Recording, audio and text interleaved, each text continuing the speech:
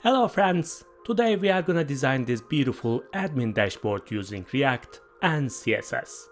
On this homepage, we will create reusable box components and add different charts inside them.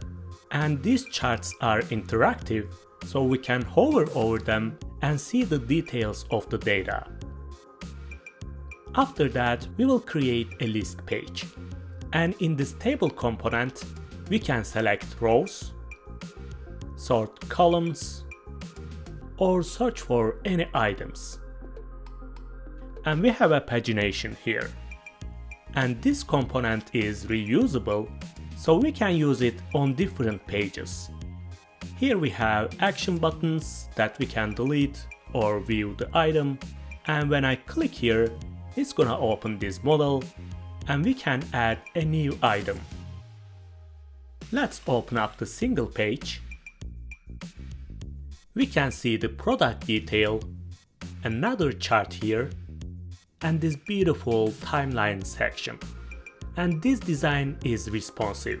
When I shrink the screen, components will change their sizes and positions. And you will see how easy to do that using the CSS grid system.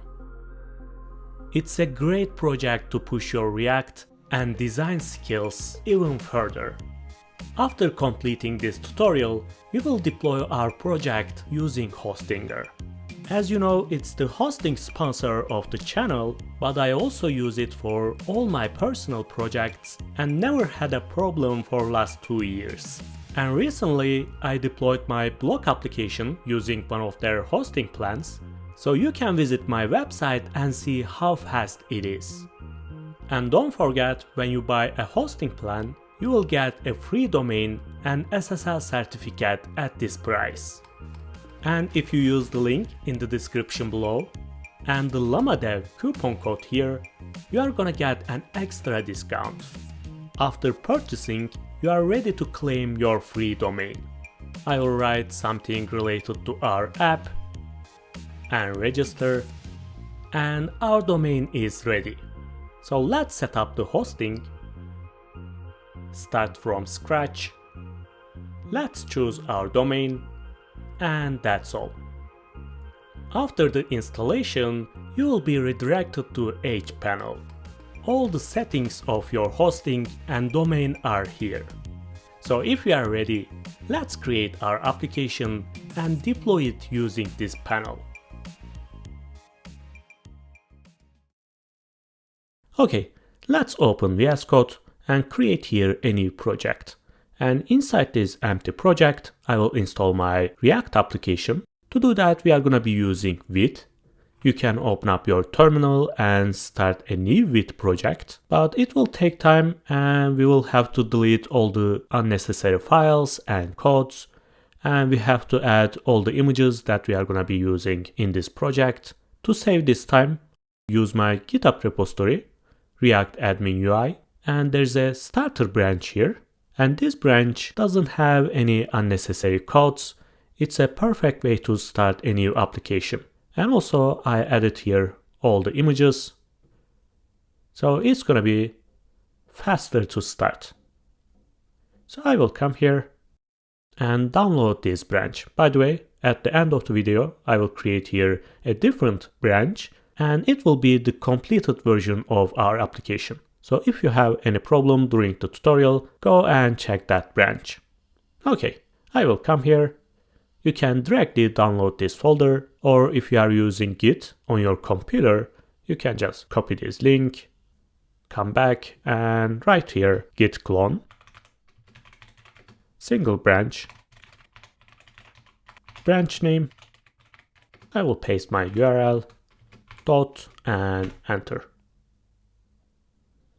As you can see, our files are here. To start our application, we need to install the libraries. To do that, I will write here npm install, or if you are using yarn, just yarn. Okay, it's ready. Our libraries are here. Let's run our application. Yarn or npm run dev. And as you can see, this is the URL that we are running our app. I will open up and it's ready. As you can see, in our application, we are using TypeScript, but even if you don't know TypeScript, don't worry, you'll understand everything because in most cases, we won't even use it. It's just a design. We will just pass a couple of props. By the way, I created an awesome TypeScript tutorial for beginners. You can find it in the card on the top right of the screen. So after this information, let's create our first page. I'm gonna create a new folder and it's gonna be pages. And the first page will be the home page. Let's create our home component. And I will create my component function. And there's a warning here. It just says you don't have to import React. By default, it's already imported. So let's create our styling file. To do that, we will be using Sass. So I will come here and say yarn add Sass or npm install Sass. Let's create our style file. I will say home as CSS. Let's create here a class name. And I will say home. We can use this class name here. Let's give a background color and we can see it. I will call my page here. Of course, we are going to change, but we are just testing. Did I import my CSS? Okay, I forgot. Let's import quickly. home.scss.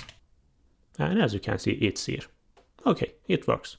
Basically, it's the main layout of our application, our pages or components, their name here as a class name, and we will import their style here. So let's create two more pages. I will copy this folder and paste inside my pages. And one more. And let's change their names. I will say users page. Like that. I will delete this style and users.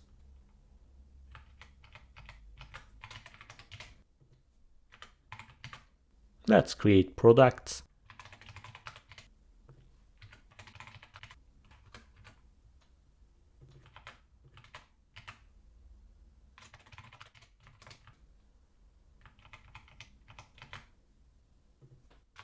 And that's all. So how we are gonna navigate between our pages? To do that, we will be using React Router DOM. Let's open up Overview. And this is how we are using React Router DOM. We are creating a new router, and for each path, we are just calling our page. For example, for the home page, we will just call our home page here. For the products, we will call this page. It's that easy. And finally, using this router provider, we will pass our router and we will be able to navigate between paths. Let's do that. I will copy here. I will open up the app file and paste it here. Of course, we should import them like that. And I'm gonna copy this library and I will say yarn add React Router DOM. And instead of this div, we are gonna call our homepage component. And for users, it's gonna be users component. And one more, I will duplicate this and it's gonna be products. Like that. So let's create our router provider and pass it here. Let's delete this and right here, router provider, and the router will be the router that we have created. Okay, let's see. I will come here. As you can see, it's the home page.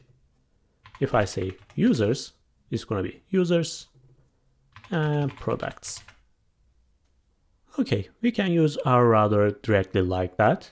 But in our case, in our application, as you can see, we have a menu here and a navbar and a footer. And these three components exist in home page, in users page, and products page. So instead of writing those components one by one for each component, I can create here a layout.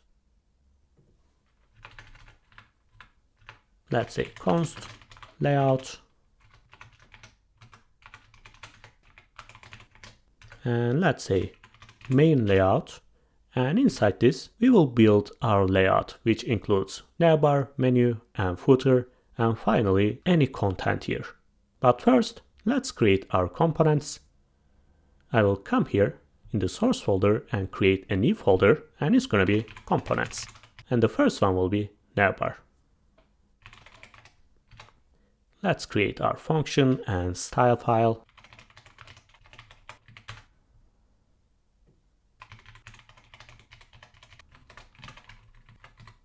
And class name here.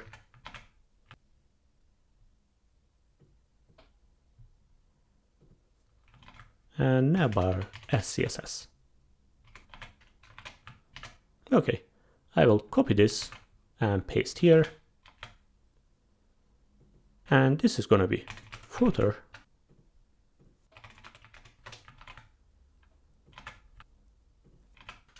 Footer TSX. And I will change here. And finally, menu. Like that.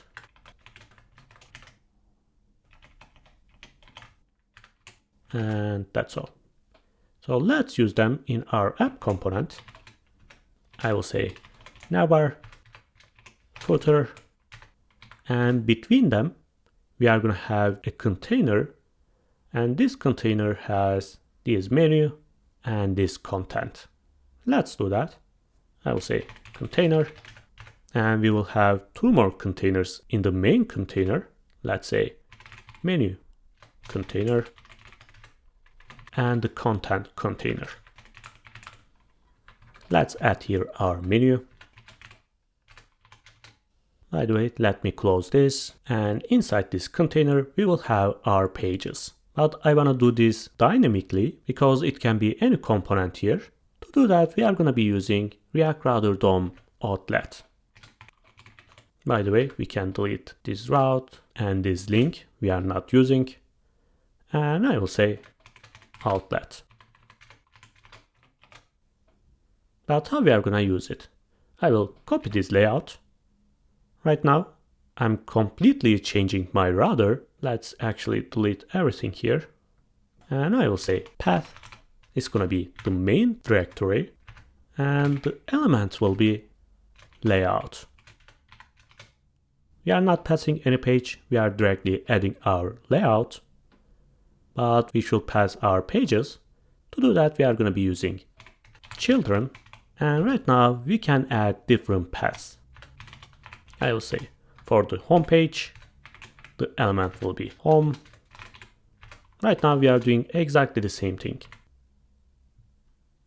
For users and products, I will say users, products. And let's see. Right now, as you can see, navbar, menu, and footer is here. If I visit users, for example, oops, not user, users. They are here. Perfect, it works. You can directly create here a container and add this navbar, menu, and footer, but I prefer using a layout. That because if we create a login or a register page, we shouldn't see this navbar or menu.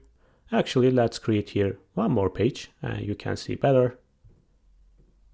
I will say login page.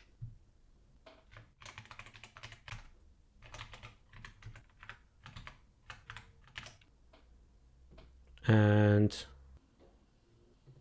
so I will come here. I will say path. Let's say login, and the element will be the login page.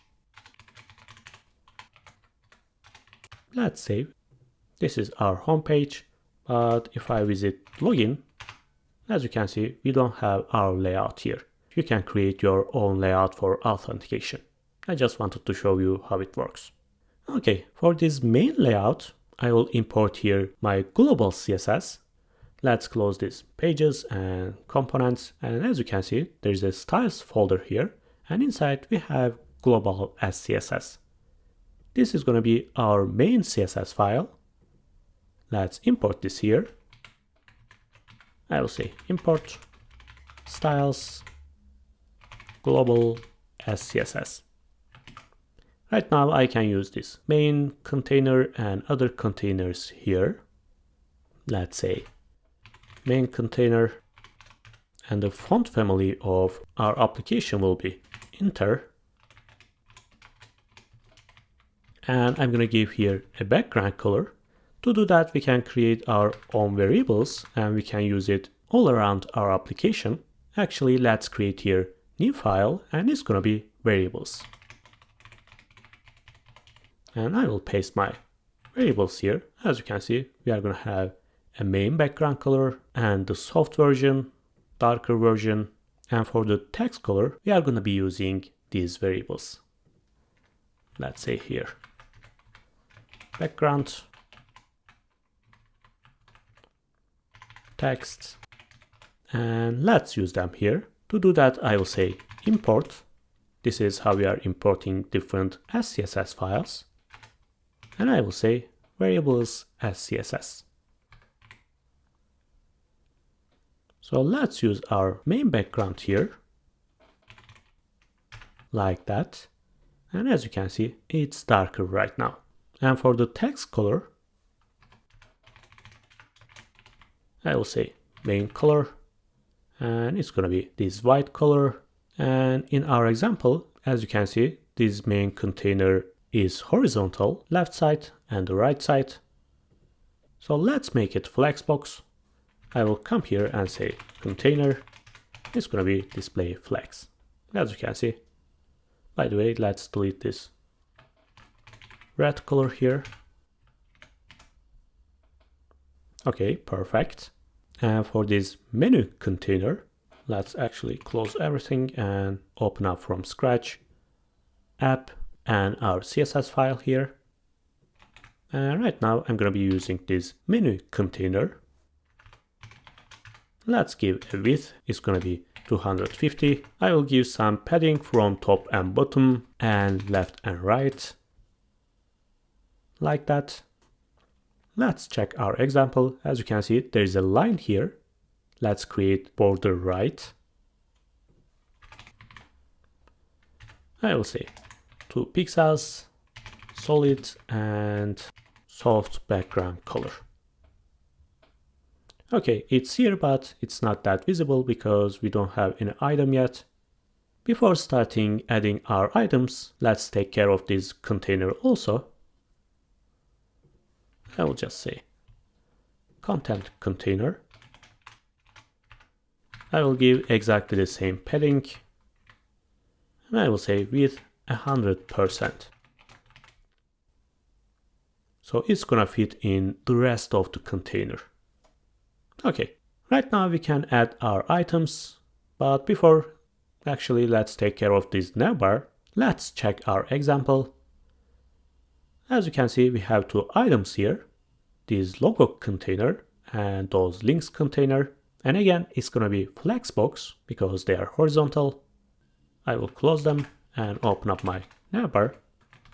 And I'm gonna create my first container. It's gonna be logo. And other one, let's say links or icons, whatever you want.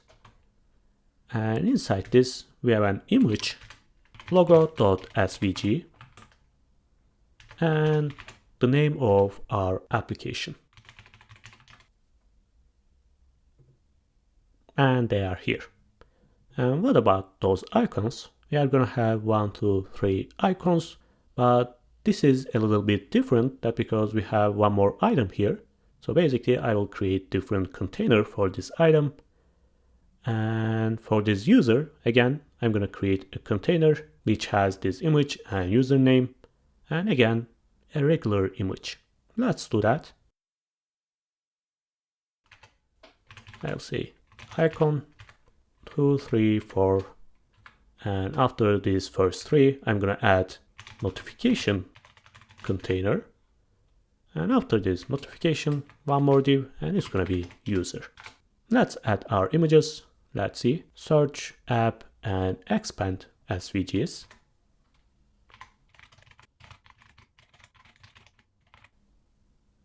Let's see. Okay, perfect. And these settings.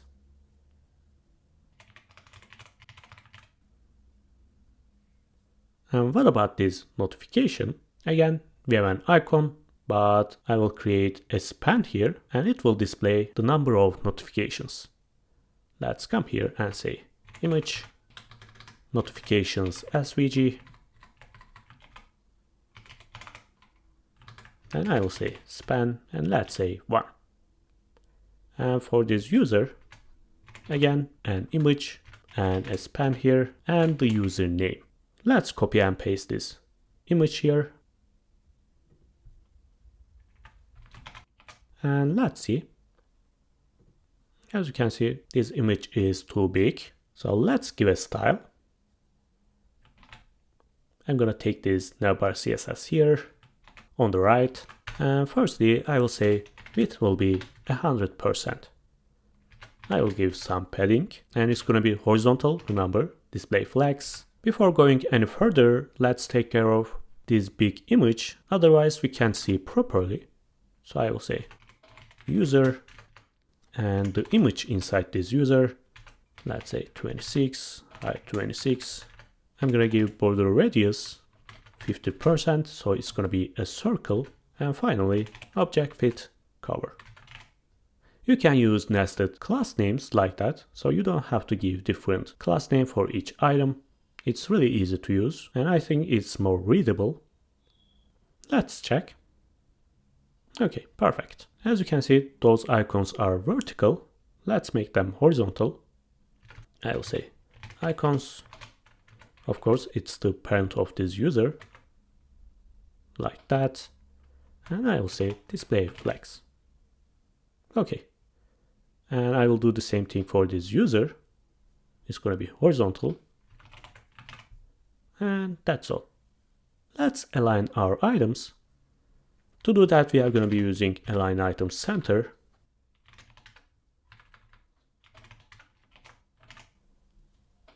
Okay, but it's not centered, that's because we didn't create yet. Let's say logo container. Again, display flex, align item center. Right now, all items are centered, but I want to separate this logo and those icons. So I will say justify content space between.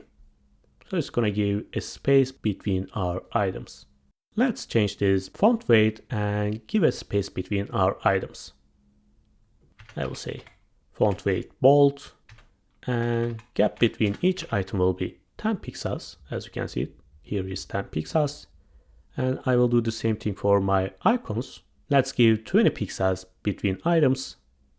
I will say gap 20. Okay.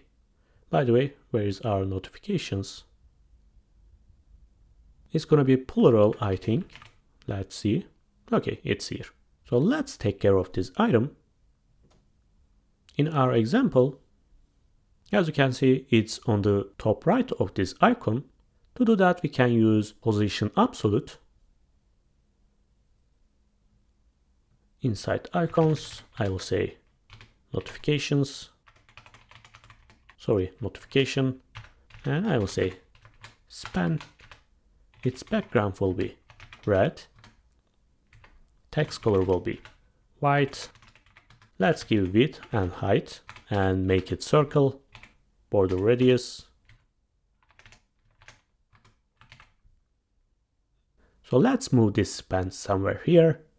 I will say position absolute. Top will be -10.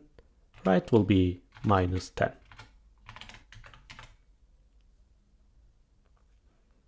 But as you can see, it's here that because it's positioning itself according to its first relative parent. And it's the body of our HTML file. To prevent this, I will come to notification. it should be the first parent. So I will say position relative. And perfect. Let's center this item. Display flex, align item center.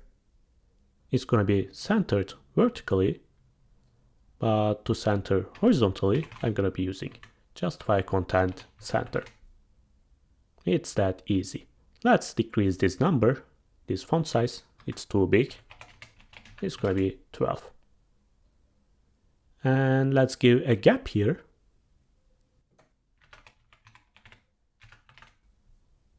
Perfect. And that's all, I think. It was that easy, guys. There is nothing complex. And this is why you shouldn't scared of CSS. Once you know display flex and display grid, everything is much easier. In this example, for the homepage, we are going to be using grid system, and you will see how easy to use it. Okay, let's quickly take care of this footer. It's really easy. Again, 2 items, we will separate them. I will open up footer, and inside let's create a span, the name of the application, and one more span. I will just copy and paste my text, Lama Dev admin dashboard, like that. And as you realize, I didn't give different class names. Let's see how we can give style without class names. I'm gonna open up footer CSS. I will say display flex, align item center, justify content, space between. Okay, they are separated, but we don't have any padding. Let's give 30 pixels. Perfect. And I want to make this span font weight bold, and I want to decrease the font size of this span. As you know, we have 2 spans here, but this is our first item. Basically, it's the first child, and this is the last child. So I will come here and say span, and I will say first child. This is how we are selecting the first item, font weight bold. And the same way, last child, font size 14. And that's all. It's that easy. This is how we are using selectors and pseudo classes in Sass. For example, for the hover effect, just say and hover. Let's test. As you can see, I will delete this. Let's close everything and let's take care of our menu. Let's see our example. As you can see, we have many items, but also they all have different titles. So basically, I will create an item which includes this title and the list items. Let's do that. I will say menu. And let's create our first item. I will create a span, which is the title. What was the name? Main.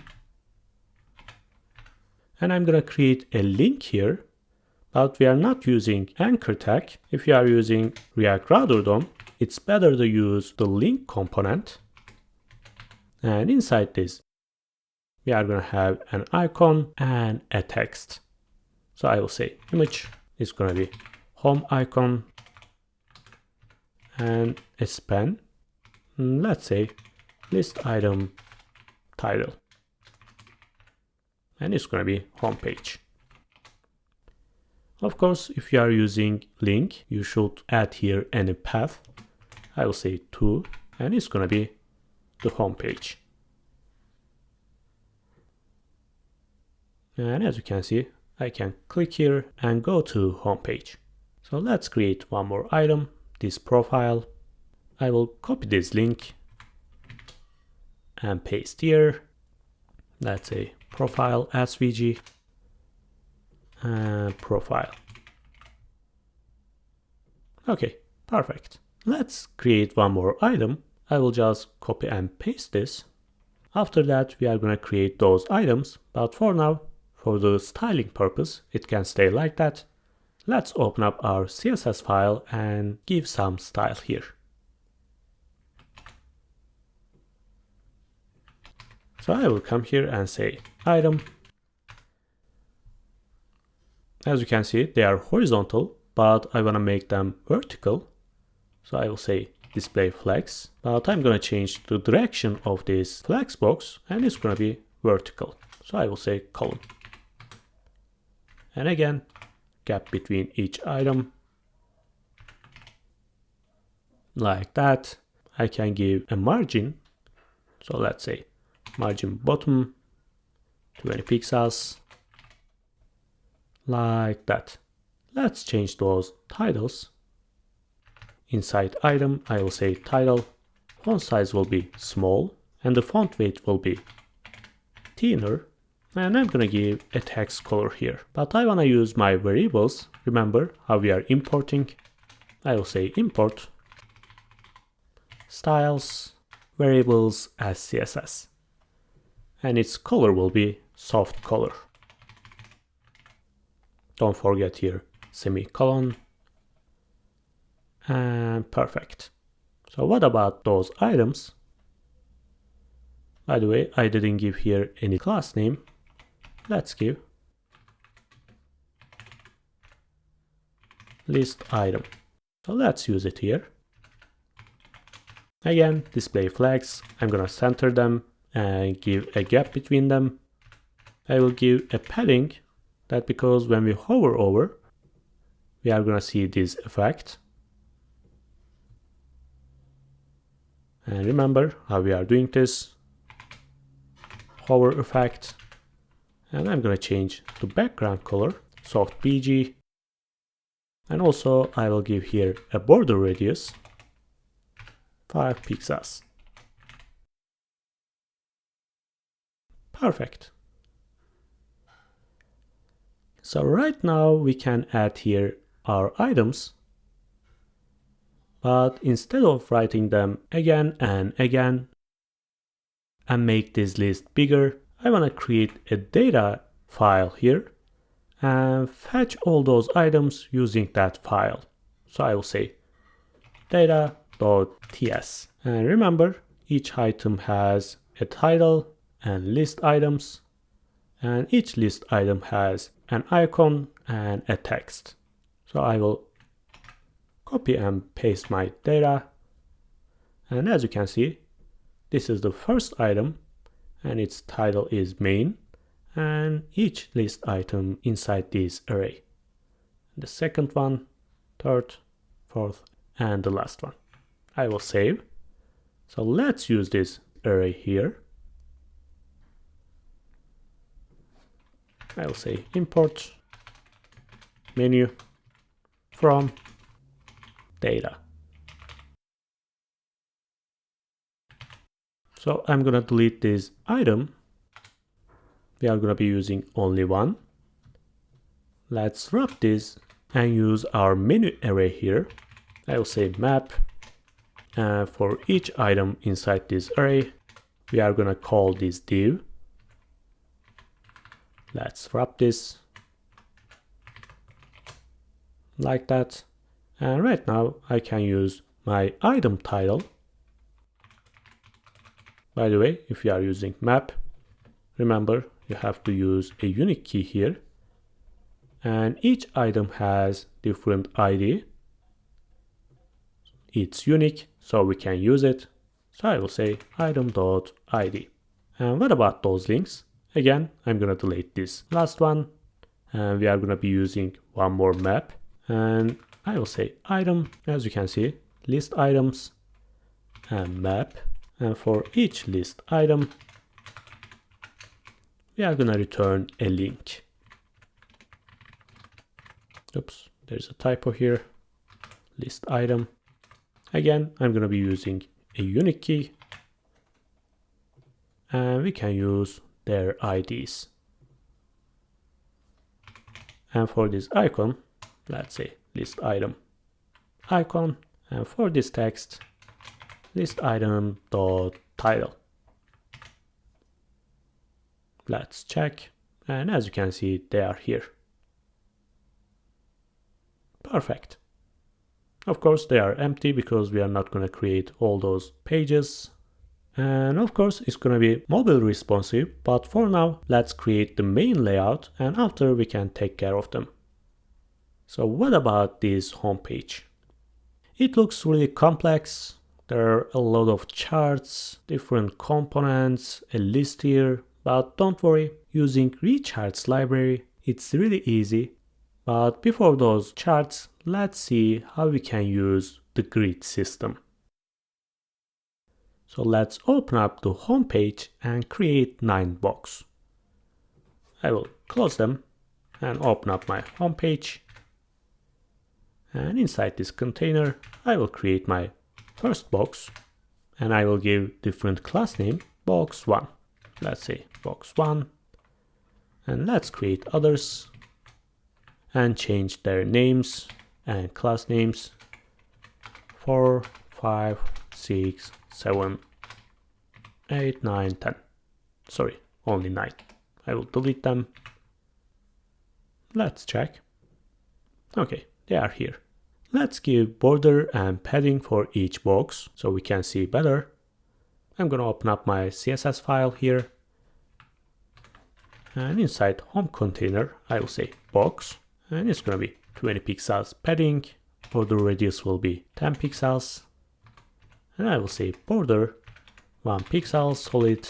And let's use our variables. Let's try this. I will copy this and paste here. But of course, we should import this first. Styles and variables. Okay, it's visible. And let's create our grid system. I'm gonna come here and say display grid. And again, gap between each item will be 20 pixels, just like Flexbox. But as you can see, they are vertical. And right now, I'm gonna create my grid template. What do I mean by that? Let's open up our example. And as you can see, we have 4 columns. First one, second, third, and fourth. Let's write it here. I will say grid template columns, and we are going to have 4 items here, and each item has exactly the same width. So I will say 1 FR. As you can see, 4 columns. If I come here and change this one, for example, as you can see, it's twice bigger than others. But since we are using exactly the same width, instead of writing them again and again, I can write here repeat. I'm gonna repeat 4 times, but I'm gonna repeat 1 FR. It's exactly the same thing. And what about rows? As you can see, it's a little bit complex because they are not in the same size. But what we can say, we can give minimum height for those items, and after that we will give different size for each item. Grid auto rows, I will say min max, and it's gonna be 180 pixels and auto. And as you can see, it's exactly the same size. And basically this size will be our row size unit. If I say, let's make this box 6 twice bigger than others, I will just say grid row of this box will be 2 units or 3 units, whatever.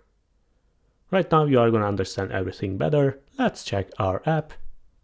And for example, for this first item, as you can see, its height is 3 times bigger than those small ones. 1 unit, 2, and 3. But the width is exactly the same. We are not going to change it. But for example, for this box, its width is 2 times bigger than those small ones and twice bigger than their heights. So the column will be 2 units and row will be 2 units. And this one, it's exactly the same. 3 times bigger, but the column is exactly the same. But how we are going to arrange them? Let's open up our app here. And let's give a style for the first box. I will come here and say box 1. And I will say grid column span will be 1, and it means its width will be 1 unit. It's not gonna change anything. But if I say grid row and span 3 units, and right now, as you can see, it's 3 times bigger, and according to its shape, other boxes change their positions. This is why grid system is perfect. Even if you change one of the box here, it's not going to affect other ones. They are just going to change their positions. By the way, I'm not sure you can see those borders or not, because in the previous comments, some people say they cannot see those soft borders. Maybe it's because of the video quality, I don't know, but in real life, it's really visible. But in any case, I'm gonna change here for now, and I will say, let's say light blue.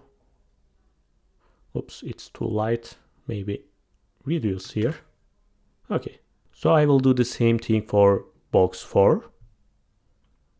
Let's duplicate this and box 4. Perfect. And for this box 7, it's gonna be our bigger box. The column will be 2 units and the row will be 2 units.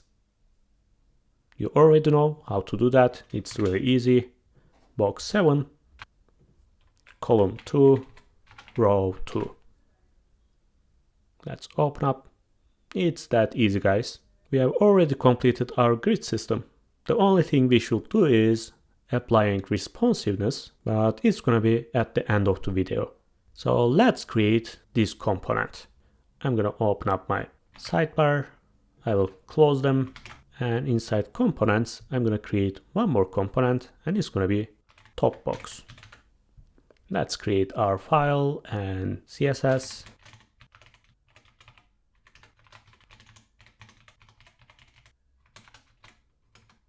I will give my class name here, topbox as CSS. Okay. Let's call this component in our home page. In this box, I will say top box. Let's close here. Okay. So what we are gonna have? We are gonna have this title first. Let's add quickly. I will just say h1 tag and top deals. And after that, we will have a list, and it's gonna be vertical. And again, instead of writing each item one by one, we can create our own data.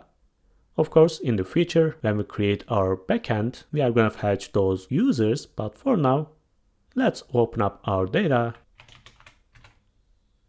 and export our data here. As you can see, image, username, email, and amount. They all are here. And we have unique keys. We will use them. Let's import this from data. And I'm gonna come here and create a list. And inside this list, we are gonna be using our users map for each user. We are gonna create here a div. Let's say list item. And don't forget your unique key here, user.id. And inside this item, we will have 2 sections. First one will be our user, and the second one will be this amount. We will use display flags, justify content, space between, and we will separate them like that. Let's say user section and the amount. I will say span amount. I will use $sign here, user.amount. Okay. What about users? Inside this user container, we will have the image and the user details. Let's say user texts, and they are going to be vertical. Let's give image, user.image, and user texts. We will have 2 spans. First one will be username, and the second one will be email. Username user.email. It's a funny cat, by the way. Where is my cat? Oh, she is here. High five. If you don't know what extensions I'm using, you can check my previous video and you can see how I'm using those pets. Okay, they are too big. Let's give them a style. I'm gonna take this here, close my sidebar. Let's start with this h1 tag. I will just give margin bottom, and after that I will say list. Inside this list we have list item, and inside this list item we have our user, which has an image and user texts, and inside those texts we have username and email. And finally, after this user we have our span, which is amount, and that's all. Let's give our style. Firstly, I will give style for this image, 40 pixels,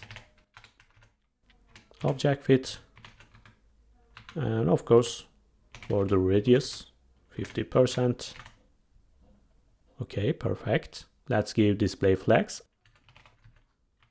I will center them vertically and separate them horizontally. And after each item, I will add margin bottom like that. And for each user, I will do exactly the same thing, display flags, and I will separate my image and texts. So let's say display flags and gap between them 20 pixels. And those texts will be vertical. Remember how we are doing this, flags direction column, and between each item will be 5 pixels. Awesome. Let's increase this font weight and decrease font size. So I will say 14 pixels and font weight will be 500. And for the email, it's going to be smaller, and finally font weight 500. Like this. Let's delete this background color actually.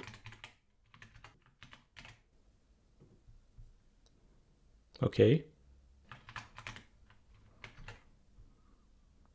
And maybe I can increase this border if you can't see. Okay, it's better, I think.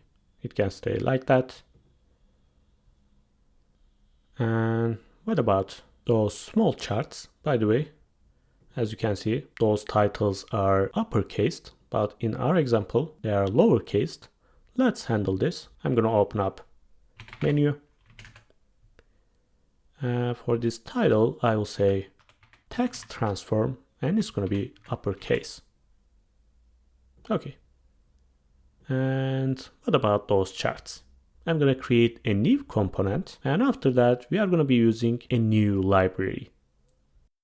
Let's close everything here, open up our sidebar, and a new component, and it's going to be chart box.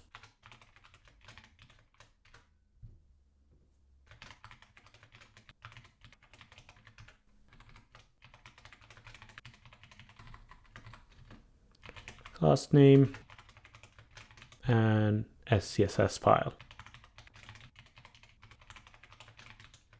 Okay. Let's call this in our boxes. Which boxes? 2, 3, 5, 6. I will open my home page. Let's select them. And I will say chart box.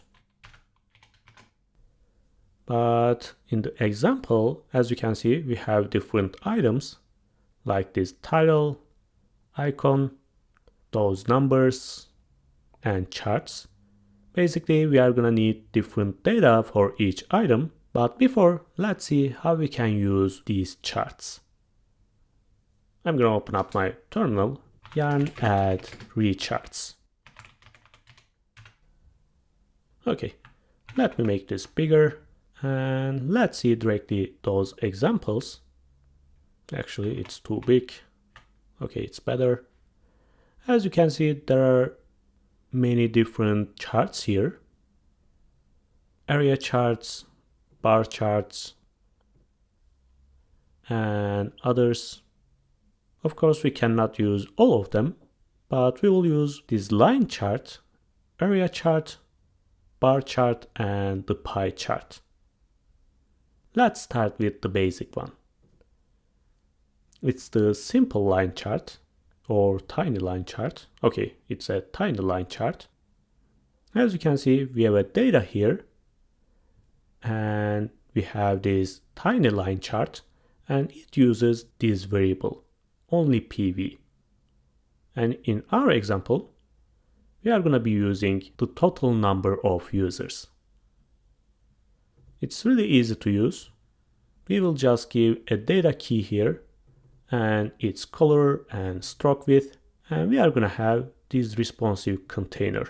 I'm going to use it, but before, let's see what else we have. We are going to have two sections, this information and this chart section. Let's say box info and chart info. Let's create actually. I can close here for now, and this terminal and sidebar. And I will say box info and chart info. And after that, we are going to have a title which includes this icon and this text. Let's do that. I'll say title is going to be an image. For now, let's say user.svg. Of course, later we will change. And after, I will say span total users. Like that. And after that, we have this big text. So we can use h1 tag, I think. I'll say this number. And we are going to add this link. Let's use React rather than link. And inside, view all. Of course, we need a path here. And it's going to be home page for now. And finally, inside this chart info container, we will create our chart and those texts. Let's say chart and texts. Let's say percentage and duration. 45%. And here is this month. Okay, right now we can add our chart. Let's see first. Okay, we don't have flexbox yet, but after adding chart, we will see. I will copy here and paste inside my chart. Let's import them. Responsive container, line chart, and the line. As you can see, we need a data. Let's copy this for now. We are going to change it. I will paste here. And let's see, it's not here because something wrong with sizes. We are using here responsive container. It says width 100%, but we don't have any width and height for the parent. Let's open up our CSS here and give our style first. Firstly, our chart box will be display flex, and I will say height 100%. I said 100% because for this box info, we are going to separate those items.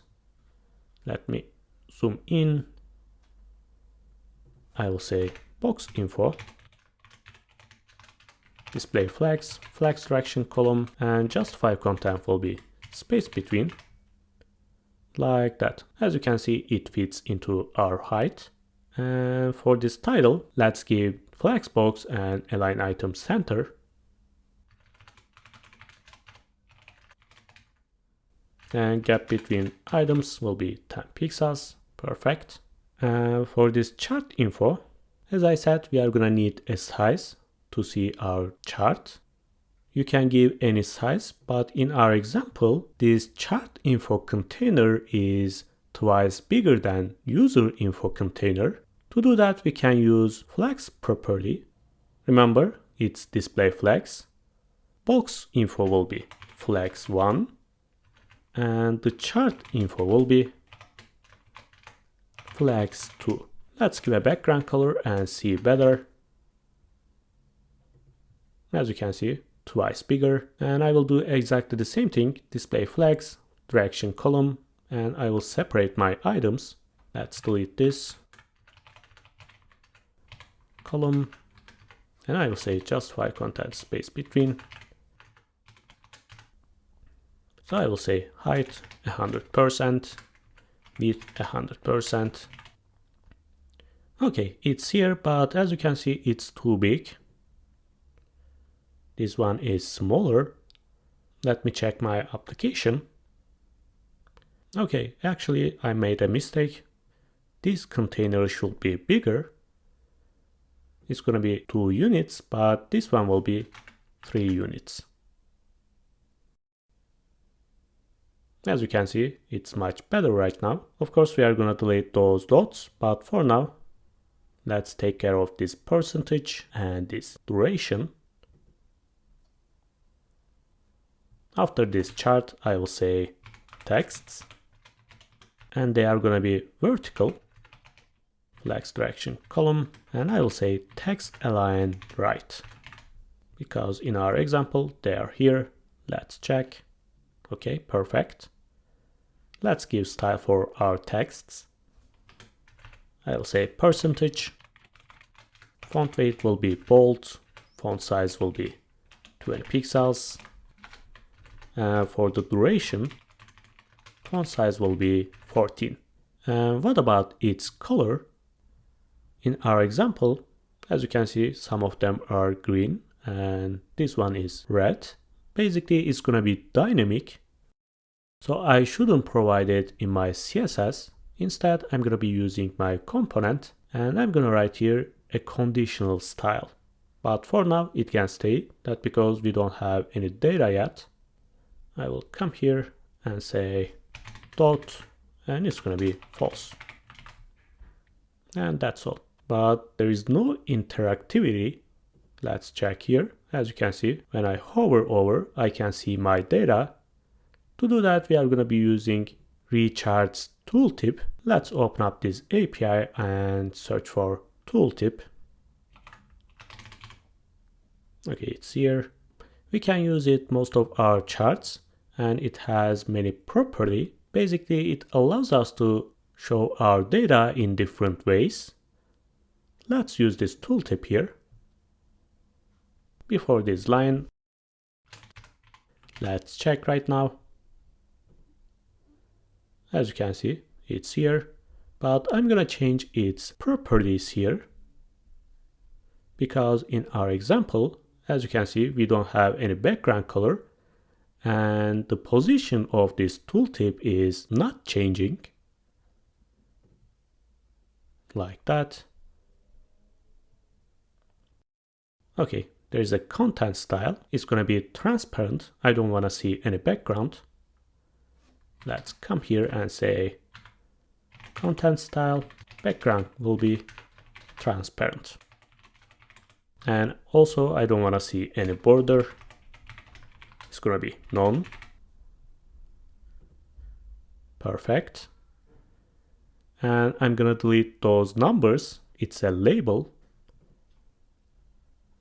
So basically I don't want to see this label style. I will say display none. Okay, it's gone. The only thing here we should change, and it's the position.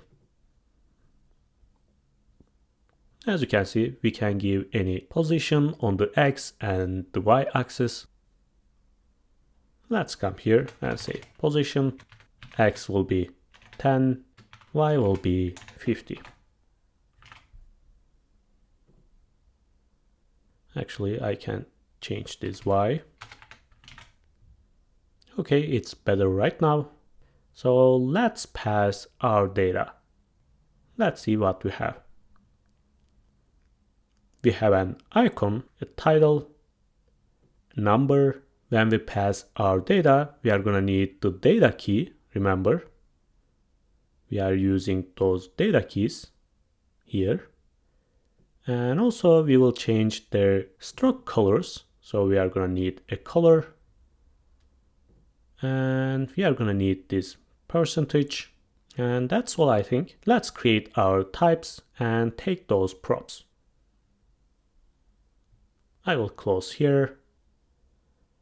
And if you are not using TypeScript, you can directly write here props and use them like that. Props.title, props.number. Don't forget this icon. And here, what's that? Let's remove. By the way, we don't need this width and height. We already have our responsive container. If you are using responsive container, I recommend you to make this width 99%. It prevents a lot of conflicts. And of course, our data will be props.chart data. I'm gonna change this key. Props.data key. This color. Like that. By the way, I will change this link color also. Where is our link? Here. I will give inner style. And I will say color will be props.color. And what else? Percentage. And again, I'm gonna give an inner style, but we are gonna have a condition. If this number is positive, it's gonna be green. If it's under 0, it's gonna be this tomato color. So I will come here and say style, and color will be if props.percentage smaller than 0, it's gonna be tomato. If it's not, it's gonna be lime green. Okay, that's all I think. Right now I can take my props. I can delete this data. And let's write here our type. It's gonna be props. And what we have a color which is a string. Icon is gonna be a string. Title. Data key. We will have a number. It can be either a number or a string. Percentage will be a number. Because we are using it in our condition, it should be a number. And finally, chart data will be an array, and inside this array, there will be only objects. Because remember, in the chart data, we have an array and it includes only objects. Right now, let's create our own data, and name will be users, and we are gonna add here the user numbers. In this case, our data key will be user numbers. Let's do that. I'm gonna open up my data, and I will come here and paste my data. As you can see, it has everything we need. Let's use it in our home page, because we are gonna pass this as a prop. And I will come here and say, send everything inside chartbox user. Basically, it's sending every property here. As you can see, there's an error that because we didn't pass our prop type, it's gonna be props. And there is nothing wrong here. Let's check. There's an error here because we are not passing anything. I will comment them out. I will save and let's see. And perfect. So I will do the same thing for other items. It looks like that because we removed them.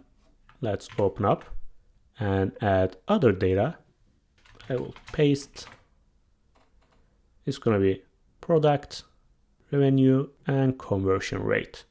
Let's save and pass them here.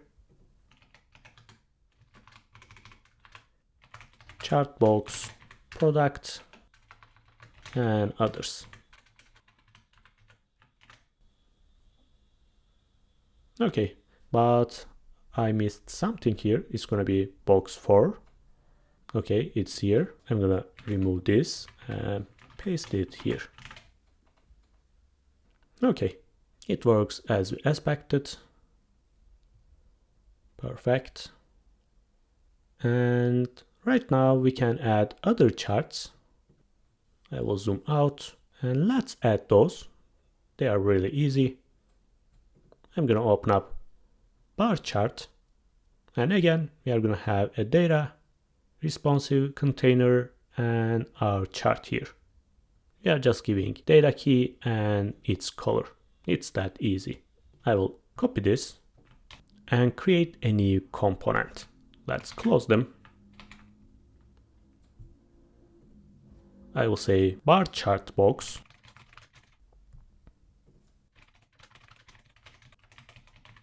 Let's import our style file.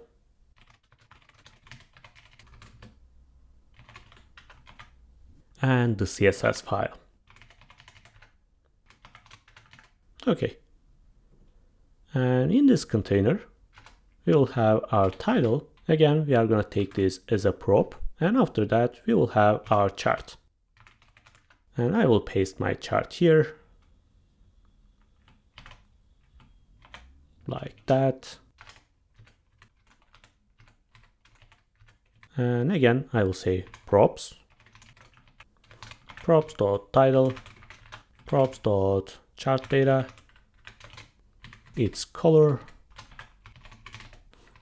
and data key here.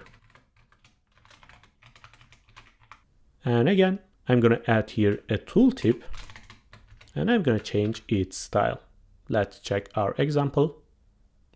As you can see, its background is our main background color. So I will say content style, background color, our main color here, and I will give border radius. It's going to be 5 pixels. And label style, again, display none. And I'm going to add here one more thing. Let's see first. Of course, we didn't add this in our home page. Let's before create our type and data, and after we can pass our component. Type will be props. It's going to be title, string, and 3 more. It's going to be color, data key, and the chart. It's going to be object array, and others will be string. Let's pass our type here, props, and let's create our data.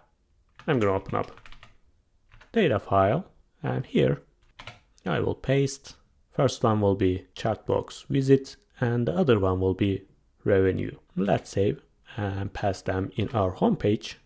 I will say home page, and inside this 8 and 9 bar chart box, and I will pass here my data. The first one will be visit, and the second one will be revenue. Let's close here and open up our CSS. Otherwise, we cannot see our chart. As you can see, that's because we don't have any size. I can close data. First here, I will say 100%, height 100%. I will say h1 tag. Font size will be 20 pixels. And I will give margin bottom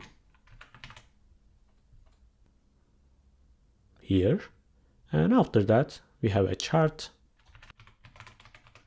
Height will be 100%. And again, I'm going to delete those width and height. And I will give here 99%. I will save here. Okay, there's something wrong. Let me close this first. I will give background color. Okay, it's overflowing here because of this margin button. Actually, I can delete here and give a height here, because remember, the minimum height of our box is 180 pixels. So if I give here directly a height, it's not gonna hurt our application. I will just say 150. As you can see, they are here. But there is something strange. There is a hover effect here. To prevent this, I will come here and say cursor, and I will say fill none. It's not gonna show any color. Okay, perfect. And for this one, so let's create our pie chart. Let's see. Again, we have title, our chart, and this container here. Let's create them.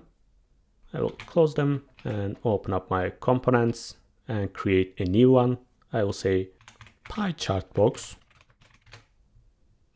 Let's create quickly our files.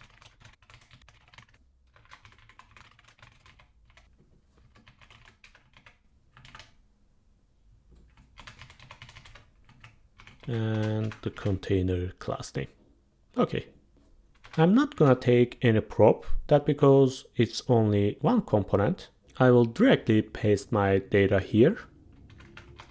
If you wanna make this component reusable, you can just take it as a prop. But for me, it's totally okay. I will just come here and say h1. What was the title? Let's copy this and paste here. And I will say chart. And let's see which chart we are going to be using. It's going to be a pie chart. Okay, this is different. Okay, this is similar, but we need something like that. Let's copy this. We don't need this second one. I will remove it. In here, we don't have responsive container. Let's add. And I will paste my chart. Let's delete this one. And let's import them. We don't need any mouse effect. I will delete and this width and height. And I will come here and say 99%. And let's give a height. It's going to be 300. And what about here?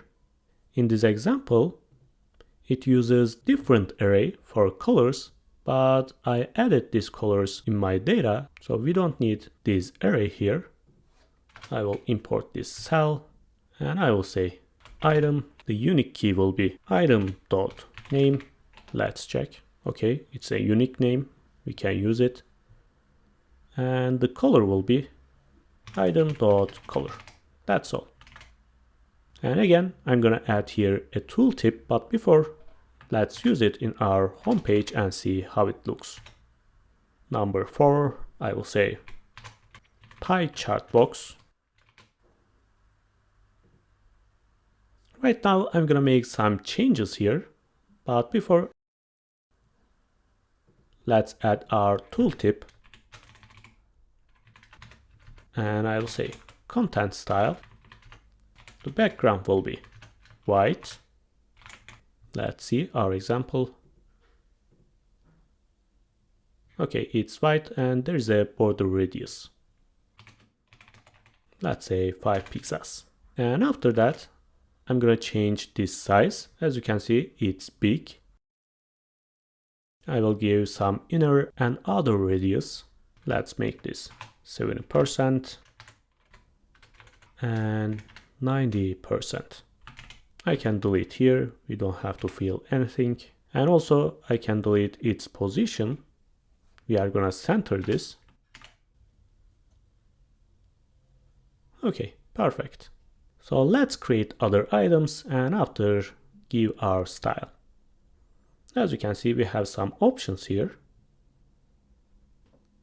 I'll say options container, and for each item we will add different options. So I will say data.map for each item. Let's add here option div, and don't forget your unique key, item.name. And we are going to add here a dot and the item name, and after that its value. So let's say title container. We are going to have a div. It's going to be our dot. Let's give class name dot span item name. And after this title, we will have another span, and it's going to be the number. Okay, and the color of this dot will be dynamic, so I'm going to be using inner style, background color, item dot color. Okay, so let's give a style. I can take this here, close my sidebar, and let's start. Firstly, let's say 100%, display flags, flags direction column, and justify content, space between. And I'm gonna center my chart.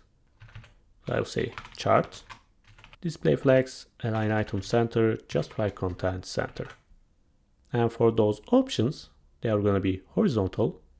And again, I'm gonna separate them. Display flags, justify content, space between.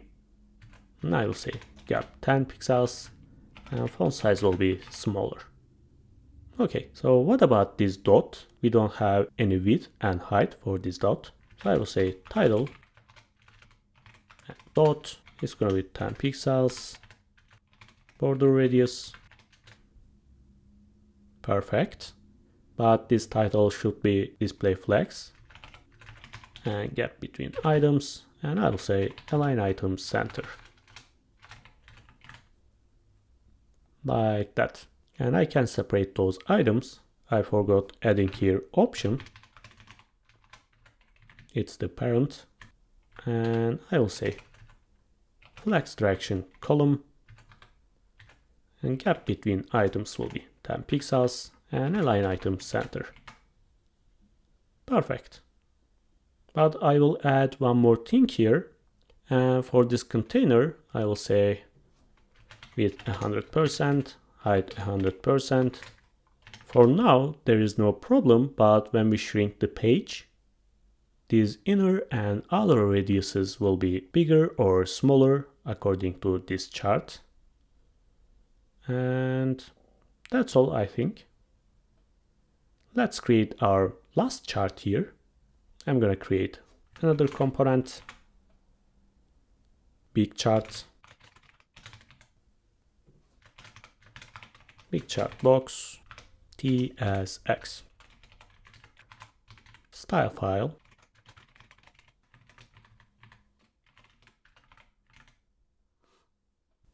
and let's create here. Okay. Let's see what we have. Again, a title, chart container, responsive container, and our chart. But which chart we are using? It's gonna be simple area chart, but it includes only one item here. Let's use this one. We are gonna have multiple items. I will say h1 tag, our title, chart container, and inside we are gonna pass our chart here. Let's import them.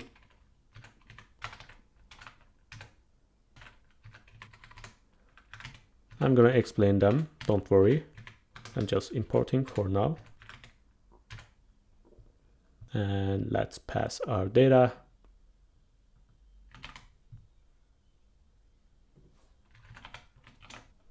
And let's see. Okay, we have exactly the same data, but this time it uses all those data keys, not only one. And each area represents different data keys, as you can see, UV, PV, and AMT. And they have different colors.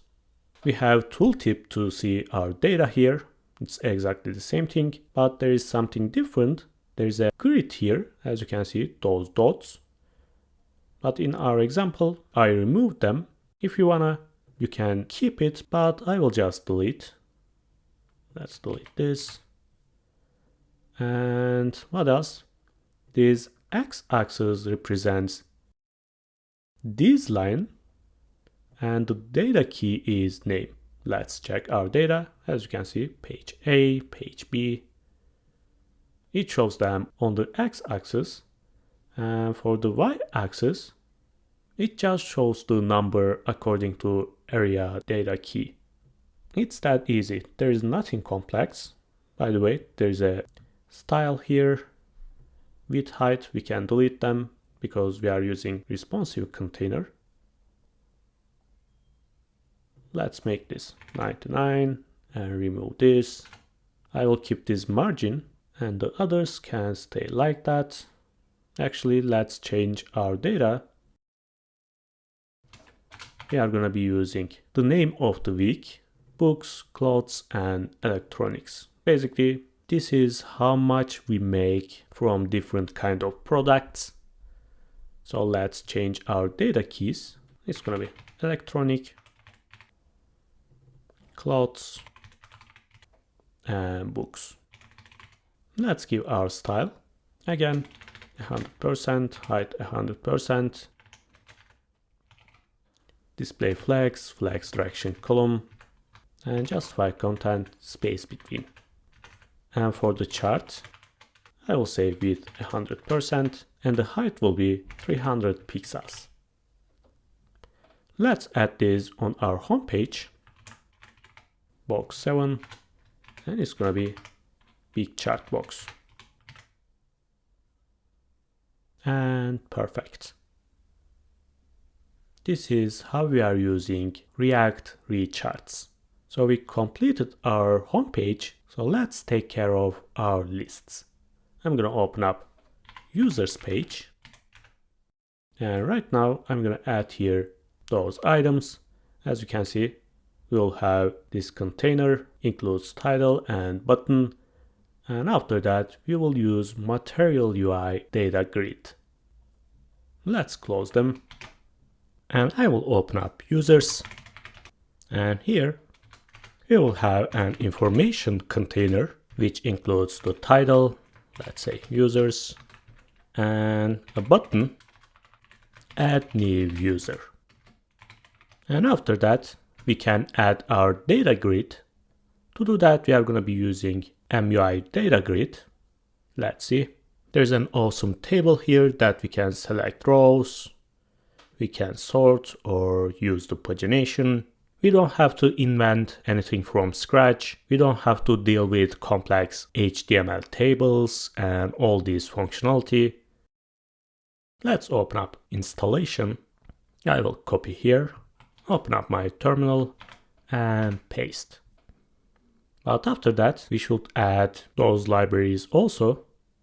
It's the core library of MUI, and the emotion is just like style components. So let's copy this and paste here.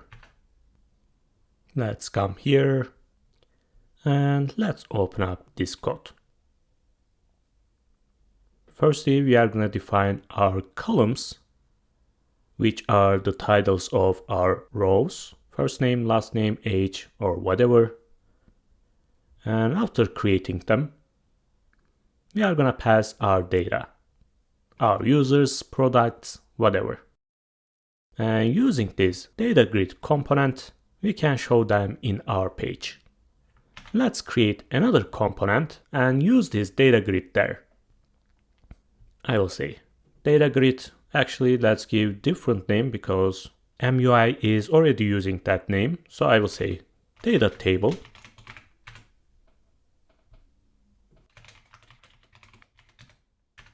I will create my function, give the CSS file, class name, and the style file here. Okay, let's paste it. I will copy and paste. I will import this. And after that, we are gonna need those rows and columns. And after, I will deep dive into those columns and you are gonna understand better. Let's paste it here.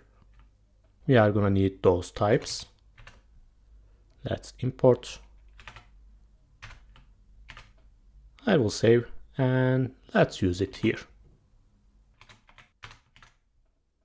Let's see.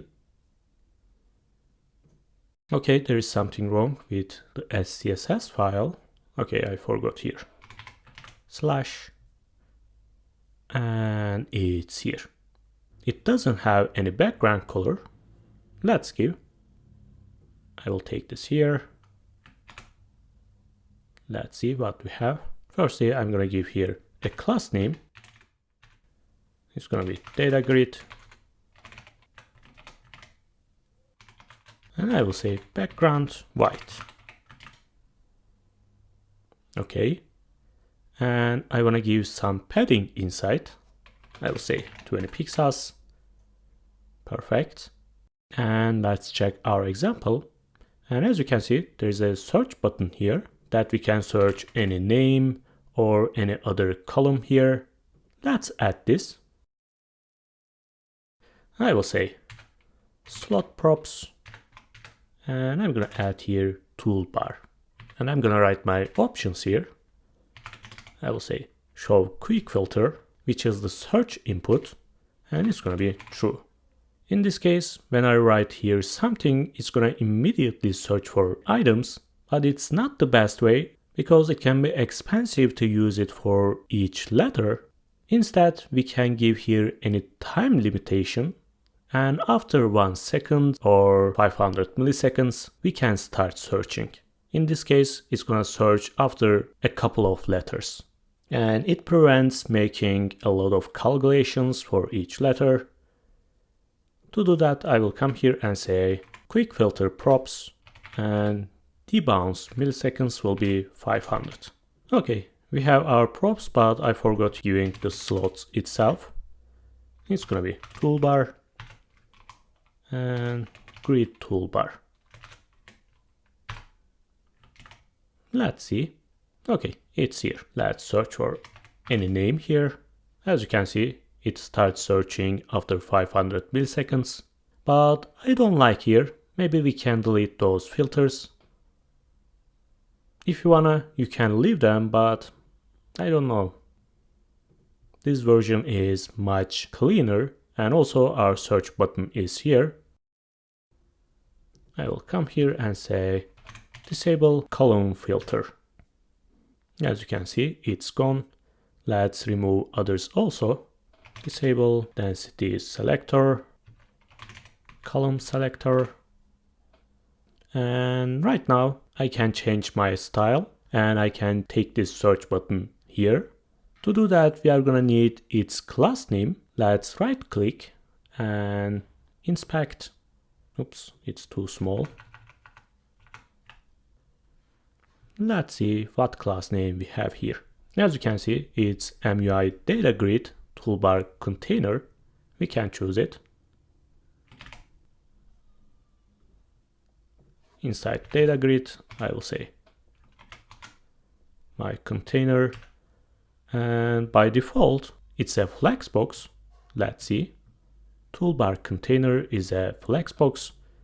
So if I write here flex direction row reverse, as you can see, our search button is here right now. So let's see how columns and rows work. I can close here and here. And as you can see, our columns have field name, header name, and width. Basically, field is the ID of columns. Header name is those names here. And we can give any specific width. For example, for ID, it's just 90 pixels. For name, it's 150, 150. You can give different size here. And we can edit our items. Let's double click here. As you can see, I can write anything. If you wanna, you can remove them, but they can stay. What's different? There's a function here. It takes all the row parameters, and in this example, it joins the first name and the last name of the row.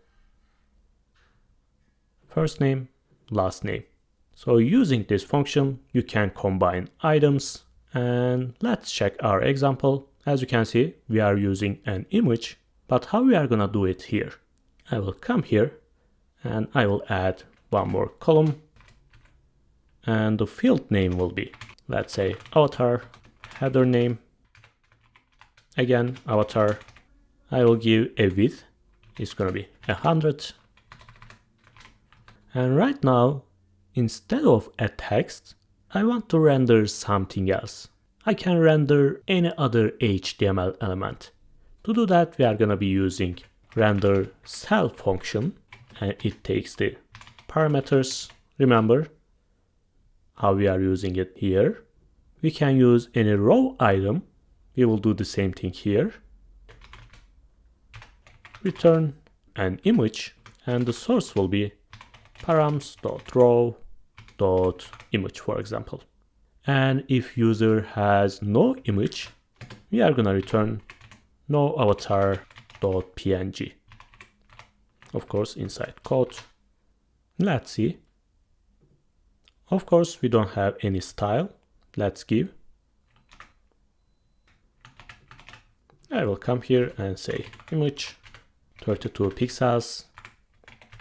It's gonna be a circle, and object width will be cover. And as you can see, we don't have any image, and it shows this no avatar PNG. In this render function, you can create your own HTML elements. Let's check our example. We can use any boolean here. Let's try.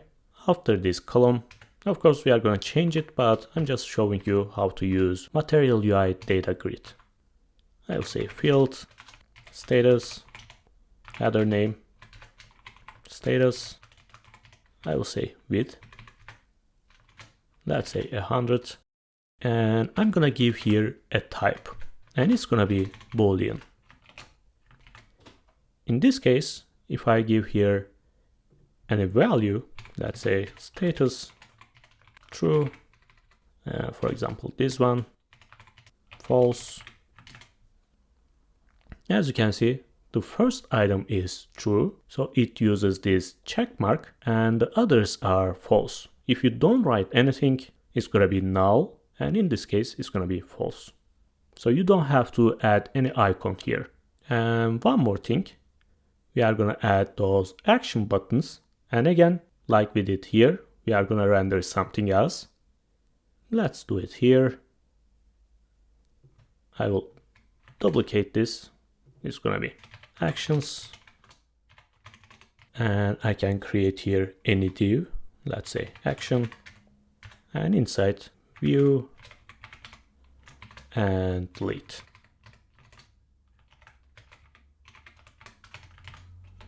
Now you can add here any icon. Perfect. But I want to make this data grid reusable, so we can use it in users, products, orders, posts, or whatever. So basically we should take those columns and rows from the parent and make this data table dynamic. So what I'm gonna do is deleting those columns and rows. Instead, I'm gonna come here and paste my columns here. This is the user columns. Let's import this, and I'm gonna pass these columns to my data table. Columns is gonna be columns. Of course, TypeScript warns us that because we don't have any props here, let's say props, and let's define our type. Columns, remember its type is gonna be grid call def, and array, we are gonna get rows, it's gonna be object array, and let's use them here. Props.rows and props.columns. Right now I should pass here one more thing, and it should be rows. But I'm not gonna write those items here because in a real world example, we are gonna fetch this from a database. So I'm gonna be using my data file. Remember, we are fetching everything from database except of this menu. It can stay. So I will paste my users here, users row, and pass it here. And perfect. By the way, I can increase this data limit here. It's just 5. I'm gonna make this 10, and it's much better. Right now we have images and other details, but we don't have our actions. That's because I'm not gonna define this in any list page. Instead, I'm gonna define it here and I'm gonna add it here. Let's do that. I will come here and say const action column. It's gonna be again grid called dev, but it's not gonna be an array. It's just a one column.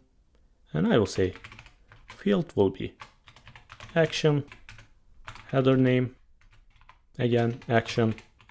Let's give 200, and I'm gonna write render cell. Remember how we are using it.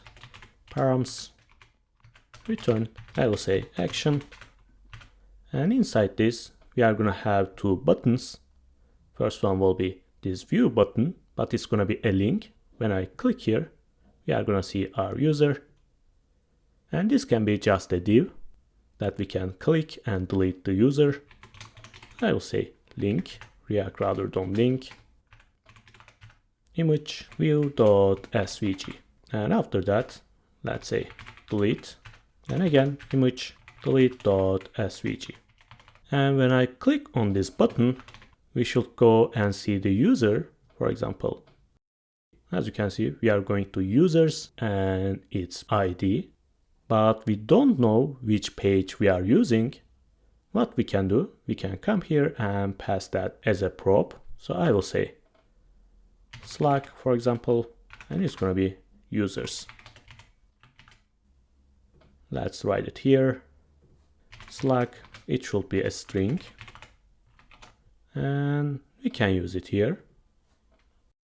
I will say Slack, and we will use user ID or product ID or whatever. Basically, it's going to be the row ID. I will say params row.id. Oops, I forgot props here. Okay.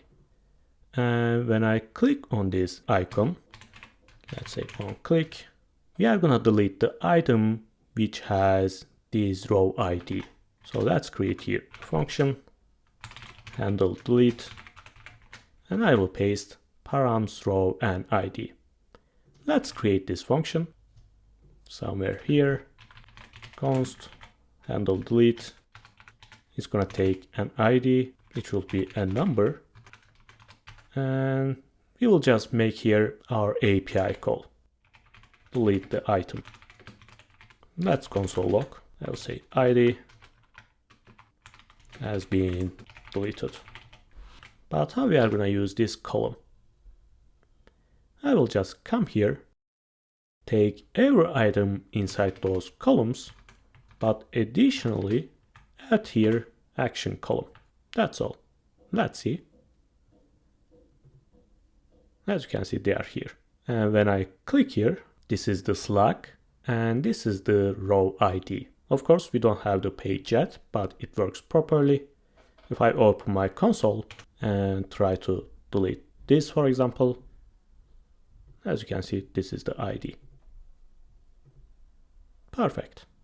Right now, our table is dynamic. We can pass any column, doesn't matter. We can just pass here our Slack. It can be products, orders. It's gonna take its ID and show the page. And we can do the same thing for this button. If you are using any API, for example, axios.delete function, API address, and here Slack and the ID. API users 1, API products 2. And let's give our style here. I will say action, display flags, gap between icons will be 15 pixels, and image inside 20 pixels, height 20 pixels, and cursor will be pointer. Like that. Okay, let's do the same thing for products, but before I forgot giving style for users. Let's open up users I will say info container is going to be display flags, align item center, and gap between items will be 20 pixels. Like that. I can give margin here, margin bottom 20 pixels, and the button inside I will give just padding, and cursor will be pointer. Okay. Actually, let's create a new component, and when I click here, we can show a model that we can add a new user. Let's close them. I will say add tsx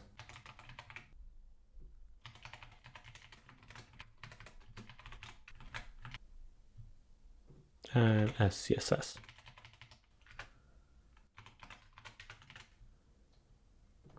Let's see in our example. I will turn back. I will click. There's an overlay here, and our background is this dark color, transparent dark, and we have a box here that shows our inputs, this image button and the send button. And when I click here, it's gone. Let's see what we are gonna need. That because it's gonna be dynamic again. We can change this user, it can be products, orders, we can change those items. And also we should pass here close functionality because we can open it in the parent but close it in the child component. You are going to understand everything better right now. I will say props. I will say type props. Again, I'm going to take the slug. I'm going to need the columns and the closing functionality. Let's try to open first, actually. I will remove this and open up users. I will just say const open, set open, use state hook. At the beginning, it's going to be false. We are not going to show this add component. And I'm going to write here a condition. If it's open, show the add component. And this is what we are going to pass to our child component. Set open will be set open.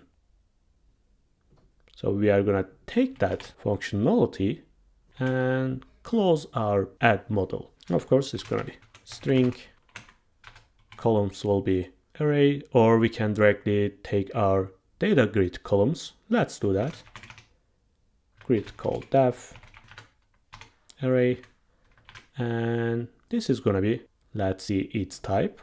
As you can see, its type is React dispatch, and as a generic we are passing set state action, and one more generic because it takes only Boolean. Finding types are that easy, just hover over your element and it shows everything. I will just paste it here and let's create items.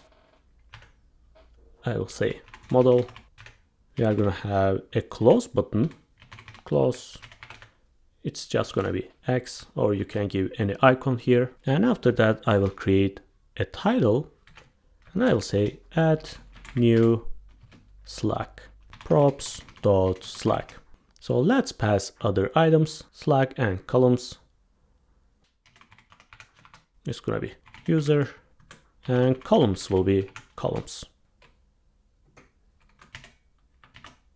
As you can see, there is no error, and here.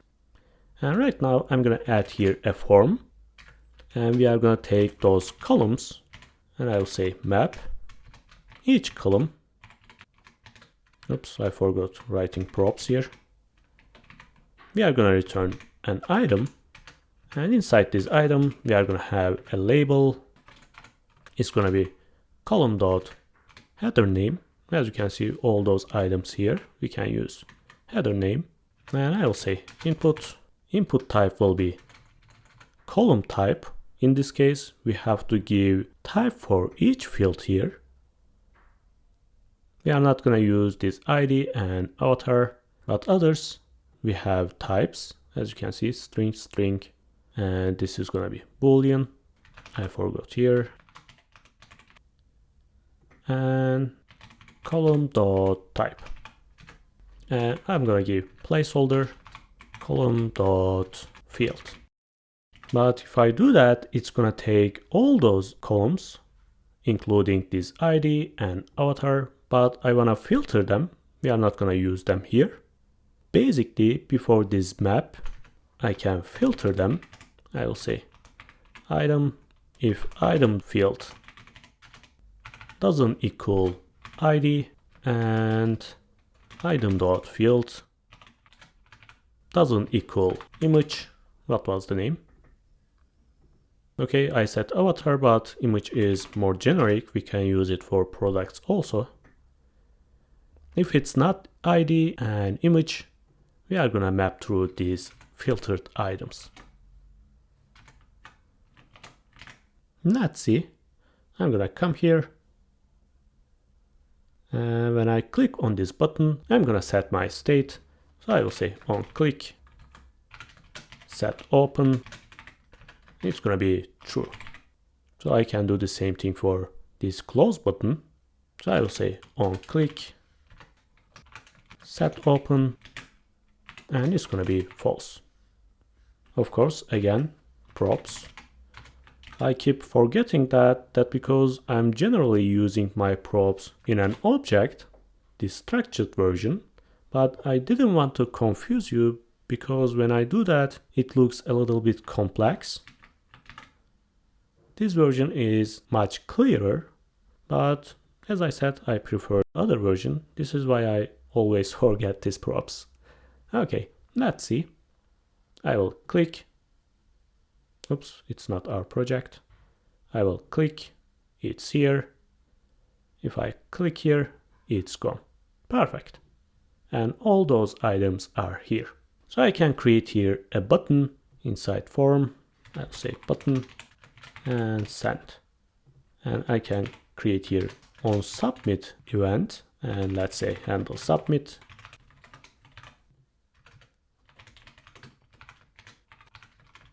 And let's see which event we are using. I will hover over here, and as you can see, form event, and inside is HTML form. So I'm gonna paste it here, and I will say event prevent default. So it's not gonna refresh the page after clicking that button. And after that, we can add new user or products or whatever, add new item. As you remember, we already have a Slack here. So if you are using an API, you can use axios.post, the API address and Slack. But remember, it's not plural. So you can add here s, and you can pass any data here. But we are gonna do this in the next tutorials. I will save, and let's give a style. I'm gonna take this here, close my sidebar. So I will say width 100 VW, age 100 VH. That because it's gonna be full screen. Remember, it's our overlay. I will say position absolute. And it's gonna contain the all screen, top 0, left 0. If I say background color, as you can see, it's full screen right now. Of course, its color will be a little bit transparent. Let's paste it here, like that. And let's center everything. Display flex, align item center, justify content center. Perfect. And what about our model? It's here. I will give firstly a padding, border radius, let's say 10 pixels. And background color, we are going to be using our variable. Let's import. And it's going to be main color. And I'm going to put my closing button here, so we can use position absolute. But remember, the parent should be relative, and I will say close, position absolute, let's say 10 pixels, right 10 pixels, and I will say cursor pointer. This background should be dark. There is a mistake here, it's not going to be color, it's going to be background color. Perfect. And what about this H1 tag? Margin bottom, and font size 24. And color will be, let's say soft color. Okay, so let's take care of those items. I mean this form. Inside model, I will say form. It's gonna be display flags. I'm gonna give a maximum width, and it's gonna be 500 pixels. Justify content space between.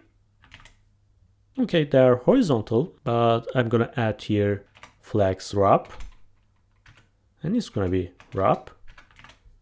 In this case, it's not gonna overflow anymore. Our container is gonna move them into new line, like that. Let's take care of those labels.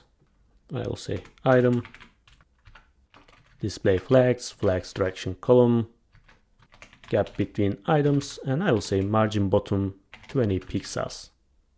And for labels, font size will be smaller. And for inputs, let's give padding. I'm gonna delete the background color, it's gonna be transparent, and the font color will be white. Let's delete the outline, and I'm gonna give a border 1 pixel, solid, and let's say soft color. Perfect. And border radius maybe. What about this button? I will say button. Width will be 100%. I will give padding and cursor pointer. Okay, it's not 100%. Let's check our button. Form is here. Oh, it's inside item. It should be outside, of course. Okay, if you want to, you can increase the item size 40%, for example. This time it's gonna be only 2 items, and it looks much better, I think. And that's all. Let's do the same thing for products, and after we are gonna handle this single page. Let's open up sidebar. I'm gonna come here, and I can actually copy and paste here. We are gonna use exactly the same thing. Of course, it's gonna be products, add new products. Let's close here. And right now, I'm gonna import this data table. Slug will be products. And in the same way, product, I'm gonna import this add component. And let's create our columns. I will just copy and paste. ID, product image, title, color, price, producer, created at, and in stock. And it's gonna be Boolean. There is nothing complex here. And I'm gonna open up my data and paste my products. I'm just using some random images. I hope they are not broken. And let's paste it here. Products. Plus products or products rows. Okay, products. And let's change here. Let's see. I'm gonna open up products. As you can see, they are here. All the columns and rows. Of course, we don't have any style. Let's give quickly. Actually, it's gonna be exactly the same style.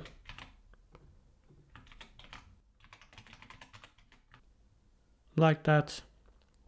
And when I click here, as you can see, it has changed. Right now, it's not a user, it's a product. Perfect. Right now, our components are reusable. We don't have to worry about creating new adding page for each item here or creating different data tables. We are just passing our props. That's all. And let's create single pages. I will close them. And let's create a new component.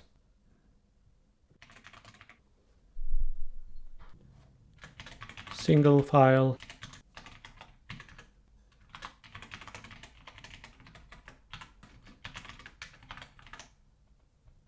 And the CSS file.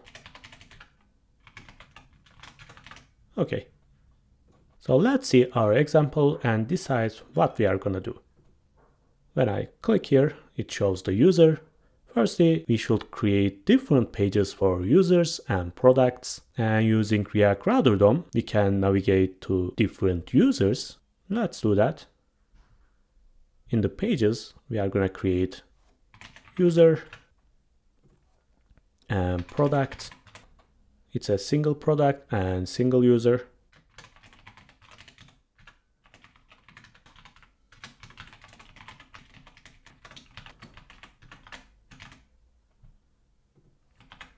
Product as CSS. And I will do the same thing for user quickly.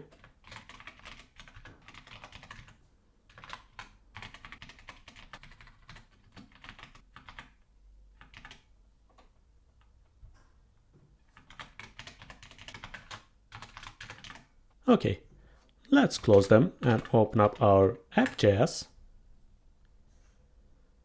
And here I'm going to add 2 more paths. And the first one will be users, but we are going to pass here our ID. We are passing parameters using colon. And it's going to be single user. Let's do the same thing here. ID and product. That's all. Let's see right now. When I click here, as you can see, there's no error anymore. We are seeing our product. Right now, using this number, we can fetch our single product and pass this data to our single component. So I will come here and say fetch data and send to single component. I will do the same thing for user. And right now I can use my single component and pass my props. Of course, we didn't create yet. They can stay like that for now, but later we are going to pass different data. Let's open up this component and see what we have.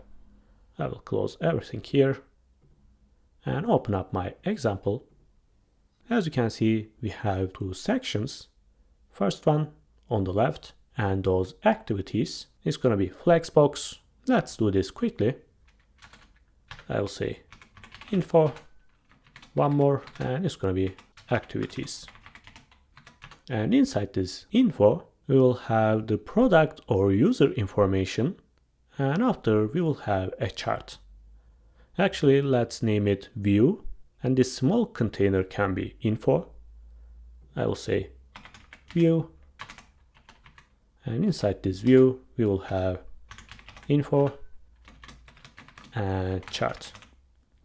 I was going to name it user, but I just remembered it's going to be dynamic. It can be orders, products, or other things. So using info is better option here.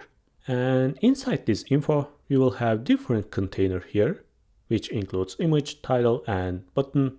By the way, they are not vertically centered. We are going to fix it. And after that, we will have details. Let's say top info and details. And here we will have an image, this item name, and a button, update. And after that, we will have those items.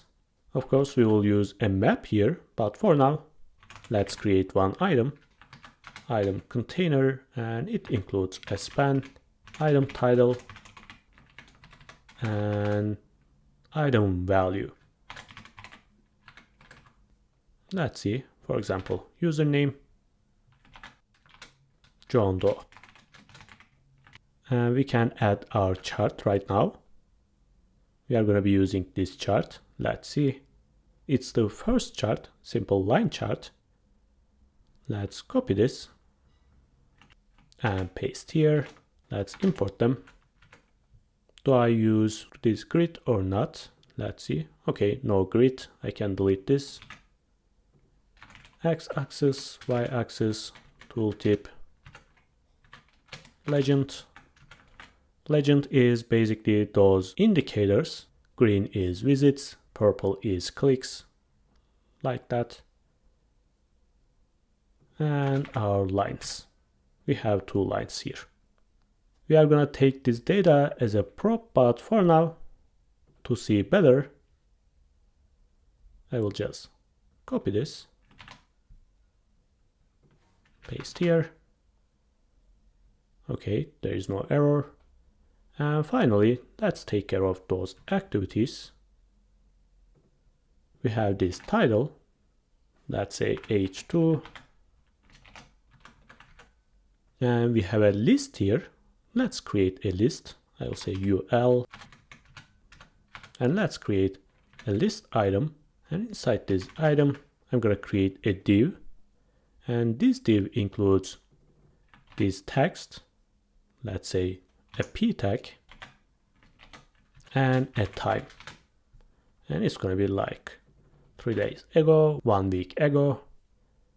Let's paste, and I'm gonna create more items like that, and I will do the same thing for this item. I will create different items. Let's see. Okay, there is something wrong with this CSS. I forgot here dot.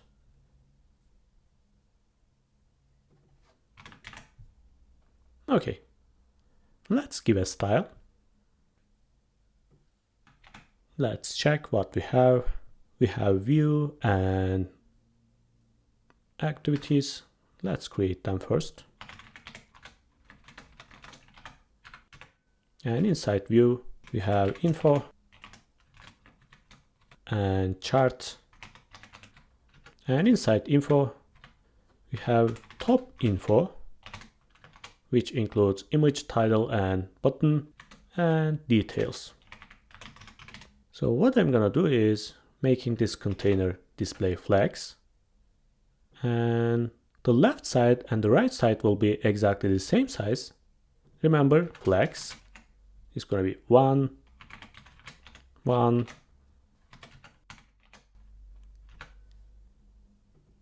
like that. I will say display flags for this top info, align item center, and gap between items will be 20, like that. Of course, we don't have any image yet. Let's actually add one. I will copy this image address and paste here. Okay, let's give a style. I will say width 100, height 100, border radius 20 pixels, and object width will be cover. And for the title, this h1 tag, let's say h1, font weight will be 500. Okay, and what about details? After this top info, we have details. I will say font size 18 pixels, and the item inside, I will say margin 30 pixels from top and bottom, 0 from left and right, like that. And for this title, this one, I will say font weight 600 is gonna be thicker. I will give margin right, and I will say text transform capitalize. In this case, the first letter will be always capital. So what about our chart? I will say margin top 50 pixels. I'm gonna separate them. Let's give width. It's gonna be, let's say 80%. I'm not gonna make it 100%. It's gonna be a little bit smaller, like that. I wanna give this space. And let's give height. We can give any height here because for the mobile devices, we are gonna delete this chart. It's too big for mobile devices. And as you can see, there is an HR tag here. Let's add between info and chart. I'm gonna come here and say HR. I will say width 90%. Height will be 0. I'm just gonna give border. Let's say 1 pixel, solid. And let's try gray. Okay, it's too big. Maybe 0.5. Okay. But I want to give some margin, like that. Of course, when we add more item, it's gonna look better. What about here? I'm gonna change this title. Remember, it's h2 tag. I will say margin bottom 20 pixels. And for items, list items, I'm gonna delete list style type. It's gonna be none. I'm gonna use position relative because we are gonna be using position absolute for this effect. I will say width 1 pixel. It's our line. Let's give padding top 5 pixels. And I'm gonna give background color. And it's gonna be this red color. As you can see, our line is here. Right now, I'm gonna add my dots. To do that, we are gonna be using after. We don't add any content. It's gonna be empty. I will say position absolute. Let's give width and height 10 pixels. For the radius, it's gonna be a circle. It's absolute, but we didn't give any position. Let's say 50%, and bottom will be 0. Background color will be exactly the same. I can use it. Let's see. Okay, they are here, but I want to center this. To do that, we can use a transform effect. I will say translate X. On the Y axis, I'm gonna move this just 50%. In this case, it's gonna be on the middle. Perfect. And what about this div?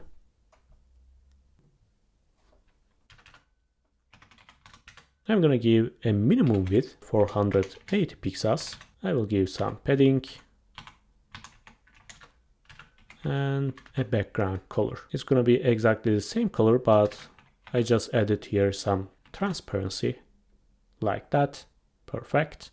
Let's check. Okay, we are gonna give these spaces, but before, let's take care of our texts. I will say p tag, margin bottom 5 pixels, and time font size 12. So let's fix this space. Where is our li? Okay, I said 5 pixels, but it's gonna be 50 pixels. And awesome. If you want to, you can start it here, but I prefer using the bottom, and it looks pretty nice. When we add more items, it's gonna be nicer. And that's all. Let's open up users. Actually, let's give URL for those items, these users and products, maybe homepage. I'm gonna open up my data. Okay, it's already homepage. Okay, they are here, but we are not using them in our menu. Okay, I forgot. It's gonna be list item.url here. Okay, it works. So if I click here, it's still the same, but it should be our product. So let's take our props. Actually, all those items are props. It's gonna be a little bit long. Let's close them. Let's delete this data. We will send this from a parent. And I will say props. Let's create this. Type props. Firstly, we'll have an ID. Oops, I forgot equal here. And we will send an image. It's gonna be a string. Of course, it's not required. You can give here a question mark. We will have a title string. Info is gonna be an object. All this information. And what about this chart? Remember, we have two lines here. It means we have two different data keys. So let's say data keys, and we'll have their names, string, and colors. And finally, data is gonna be object array. Okay. Oh, I forgot those activities. Let's create. I'll say time, string, and text will be string. If you want to, you can give question mark for them if you don't want to make them required. And that's all, I think. Let's use them here. Props.image. of course, if there is an image. And it's going to be title. And we are going to be using this object here. We will map through our object. I will say object entries, and I will say info, and after we can use map. Right now it's an array. For each item we will return this item, and again unique key item and the first element. The first element is those titles and the second element is those values. Let's use them here. Item and the first element and the second. And for this chart, I will say props.chart. Again, I'm going to write here a condition if there's a chart, and props, of course. And there's a mistake here that because our data is here, I should say data. And for those lines, we should map through these data keys. I will say props.chart.data keys. I will say map. And for each data key, we can return this line, and its data key will be data key, and the color will be data key dot color. Sorry, it's not gonna be data key dot title. Okay, there's something wrong. Okay, I said just an object, but it's gonna be array, of course. We have more than one data key, and it's not a title. Let's see. Okay, it's name. As you can see, this is why TypeScript is useful. You can see the errors in advance. And finally, for activities, let's delete those two items here. I'm gonna map through my activities. Let's give here a condition. If there's an activities, use this UL. Again, props. I should get used to it. And I'm gonna wrap this li, and I will say props.activities.map. For each activity, return this li and give here a unique key activity dot, let's say text. I think it's unique, and there's an error. Let's see. And again, I didn't add here array, and there's a mistake here. I should move it here. Let's change our title, activity.text and type.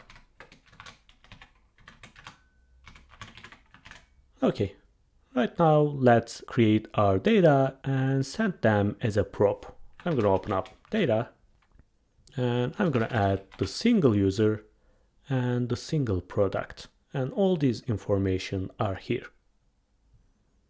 Chart data, activities, we are going to use them. This is the single product, and this is the single user. Let's open up our user page, and right now I'm going to pass the single user. Let's open up product and do the same thing. And perfect. Let's see our app. As you can see, it's a product and it shows this product. If I open up a user, it shows the user. Awesome. So our data is working. Right now you can fetch data or add new one. Actually, I've created a simple API. As you can see, it's a simple Express application. Our users are here. It's exactly the same. So this data is gonna pretend like a database. We have endpoints here. It sends the users, all users. We can get a single user, add a new one, or delete the user. And it runs on this port number. We can use it. To do that, I'm gonna be using React query. So I will say yarn add 10 stack React query. And don't forget, it's just a design tutorial. So I'm not gonna deep dive into every detail about React query. If you don't know how to use it, you can just use Axios and use effect. It really doesn't matter for now. But basically, let's check. Firstly, we should wrap our application with query client provider. So I'm gonna open up my app. And for this outlet, I can wrap here. I'm gonna import them. And let's create this query client like that. And right now we are ready to use. Let's make this smaller or just close. And right now I'm gonna open up users and I'm gonna fetch my data here. Let's see how to do that. We are fetching data using a query function and we are giving just a simple name for this, and it returns is loading, error, or a data. Let's copy this. I will paste here. Let's import. I will delete this and I'm gonna wrap my data table and I will say if it's loading, right here, loading. If it's not, show the data table. And instead of these user rows, I'm gonna pass my data. Let's see. I'm gonna open my app. It's not showing anything, that because I forgot changing my endpoint. It's gonna be localhost, my port number, API, and users. And as you can see, they are here. Let's make sure it's our API. I'm gonna come here and I'm gonna change this name. And as you can see, it's here. Perfect. Let's take this back and let's try to delete this user. As you can see, API users, and we are passing this ID. This is how we plan our application. Let's open up data table. Let's remove here and apply React query. For deleting, updating, and adding new item, you should use React query mutation. That because when we add new item or delete this item, we are gonna refresh this list without refreshing the page or using any state management tools like Redux. Firstly, I will come and create a query client. And after that, I will say const mutation, use mutation hook.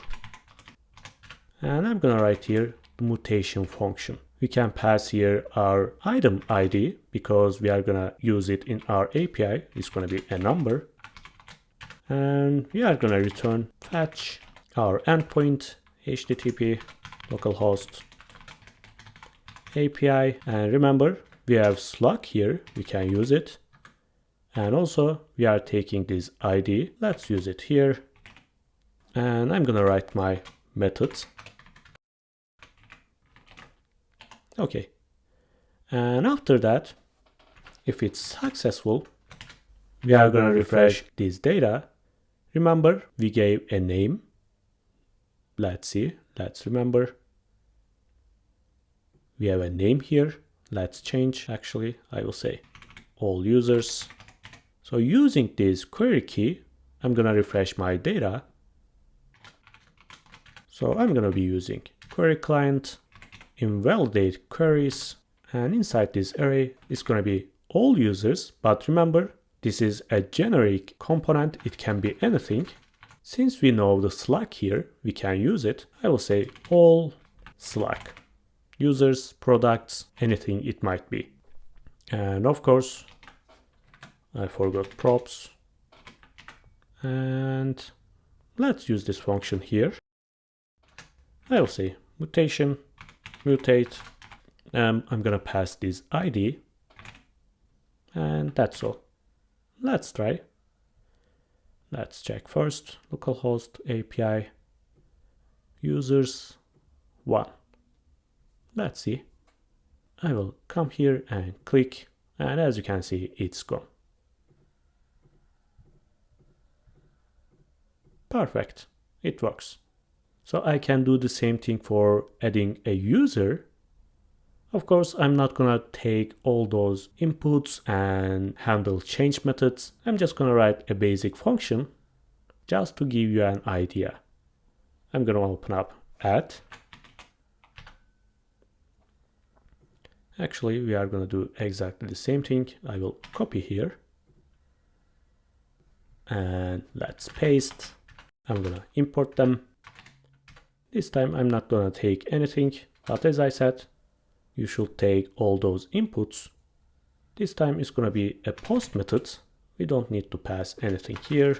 And if everything is okay, again, we are gonna refresh our data. But remember, this slug is singular here. It should be users. So I'm gonna add here s and also here. Let's delete this and mutate. But of course, we should pass here a body. I will just paste here. As you can see, all details are here, name, surname, and others. And it's gonna take this body and send this post request. After this request, it's gonna invalidate our data. Let's test. I will click, and as you can see, it's here. But our model is still open. Let's close it. I will say after mutation, props.setOpen will be false.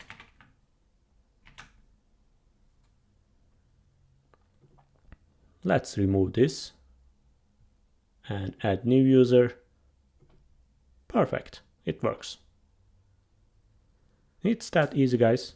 Just create your API and try it on this dashboard. Right now, let's make our design responsive. Let's close everything here. I'm gonna open my styles folder here and create a new file, and let's say responsive. I'm gonna create here my breakpoints: small screen, medium, large, X large, and XX large. And right now I'm gonna create media query functions using Sass. To do that, we are gonna be using mixin. It allows you to use these functions in all around our application. For example, it's gonna be small. Let's write here media query, media screen, and the maximum width will be 480 pixels. Basically, I'm gonna use this variable like that, and I will add here my content. Instead of this content, we will write our styles. When we start using it, you will understand better. Right now, I'm gonna do the same thing for others, medium, large, and others. Let's duplicate this. Medium, large, X large, and the biggest. Right now, I can use my functions. Let's open up our global CSS and test. I'm gonna come here. Of course, I'm gonna import my CSS file, and it's gonna be responsive. Let's say include XX large. And I will say background color red. It's just a test. I'm gonna open up my home page. Let's close them. We don't need them anymore. And I'm gonna open my console. And I'm gonna shrink slowly. And as you can see, our background color is red. Let's make this a little bit transparent. Maybe more. Okay, let's do the same thing for others. X large, large, medium, and small. Let's give different colors. And after that, we will be ready to see.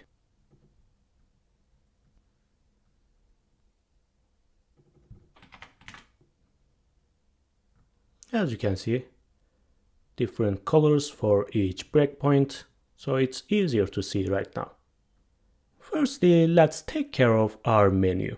Let's open up menu here, menu SCSS, and import our responsive file. And what I'm gonna do is removing those texts. It's gonna be only icons, no titles or no texts. So let's come here. I will say include large screen. It's gonna be display none. So I will do the same thing for list item title. It's a text and it's gonna be display none. Let's see. I'm gonna shrink, and after the large screen, as you can see, there is only icons. And we have still hover effect. We can still click on them. As you can see, there is nothing complex. So let's take care of this navbar. I'm gonna open up navbar. Again, I'm gonna import responsive as CSS. And if it's the small screen, I'm gonna delete those icons. I will do exactly the same thing. I will come here and write icon. Let's see first if I edit or not. Okay, they are here. And include small screen display none. Medium and small. As you can see, we have only notifications and this user. Perfect. So let's take care of those items. It's the most important part. I'm going to open up homepage and import my responsive file. And let's see what we need here. Right now there is no problem. Maybe we can make this box vertical using flex direction. But for the size, it's okay. But if I shrink more, as you can see, it's overflowing. To prevent this, I'm gonna decrease the number of columns. It was 4, but right now it's gonna be 3. So I will say include X large screen columns, and this time it's gonna be 3 and 1 FR. And as you can see, right now it's 3 columns, 4 columns, 3 columns. If I shrink more, it should be 2 columns. I will say LG and 2 columns like that. But there is something wrong here. Let's open up our global CSS.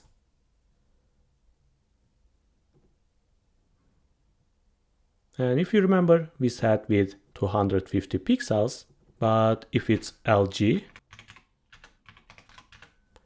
width will be maximum content. It's going to include only our icons. Let's see. Perfect. And if it's medium, it's going to be just 1 column. Let's open up home. I will say MD, 1 column. And there's a problem here. I set 1 column, but it's not applying that because in this component, we set width is 2 units. Let's check. As you can see, it's more than 1 column, so we cannot apply this. To prevent this, I'm gonna come here and I'm gonna either reduce its size or just remove. I prefer removing this item because it's really long, and when I shrink, it's gonna just look really ugly. So I will say display none. And as you can see right now, it's just 1 column. And if it's small, it's gonna be the same. Maybe I can decrease this height. Remember, it was 180 pixels. And I will say, if it's small, make it 120 pixels.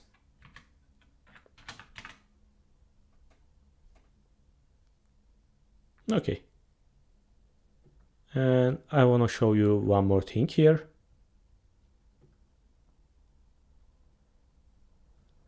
As you can see, there are some spaces between our boxes and they don't look as you expected. To prevent this problem, I'm just gonna add here grid autoflow and it's gonna be dense. And right now, when I shrink my application, as you can see, there is no space. Everything is much smoother. Perfect. Actually, you understood those breakpoints. I can delete those background colors. Let's open up global and delete them. Okay. Using grid system makes everything easier. We have to change just the column size. Let's check one more time. Okay, let's take care of those items because those charts look a little bit weird. I'm gonna open up chart blocks and import my CSS file here. I'm gonna come here and I will say include if it's XX large. Font size will be smaller. Let's copy this and I'm gonna decrease this percentage. It was 20 pixels and it's gonna be, let's say, 16. And what about those items? What was the name? Let's check.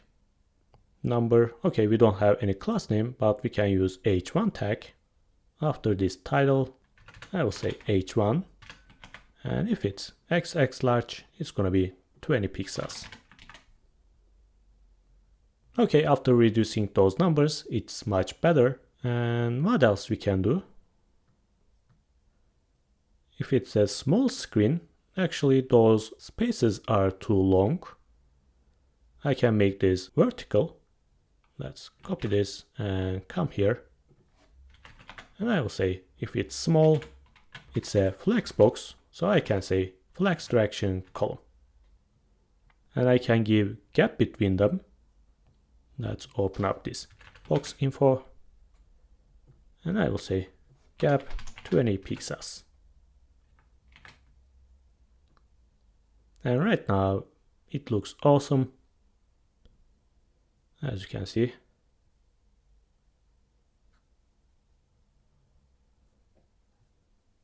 We can maybe decrease this title because here it's too big. When it's X large, it's gonna be smaller. So I will say top box and I will come here and say XX large and it's gonna be 24 pixels. Of course, I didn't import my CSS file. Let's import. Okay, perfect. I can do the same thing for here and here. Let's copy. Pie chart. I will say h1 and import. Perfect. And big chart.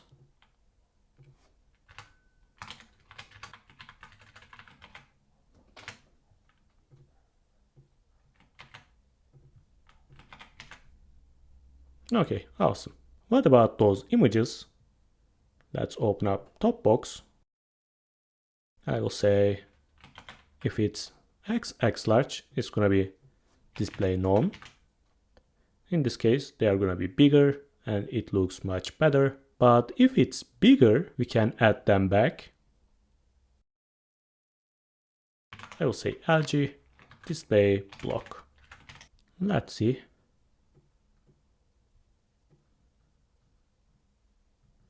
When it's 2 columns, they are back. But when they are small, it looks a little bit weird because of those emails. Let's do the same thing there. I'm gonna come here and say display none and block. As you can see, it's much clearer right now. And when it's 2 blocks, it's gonna be images and emails again. So what about single page?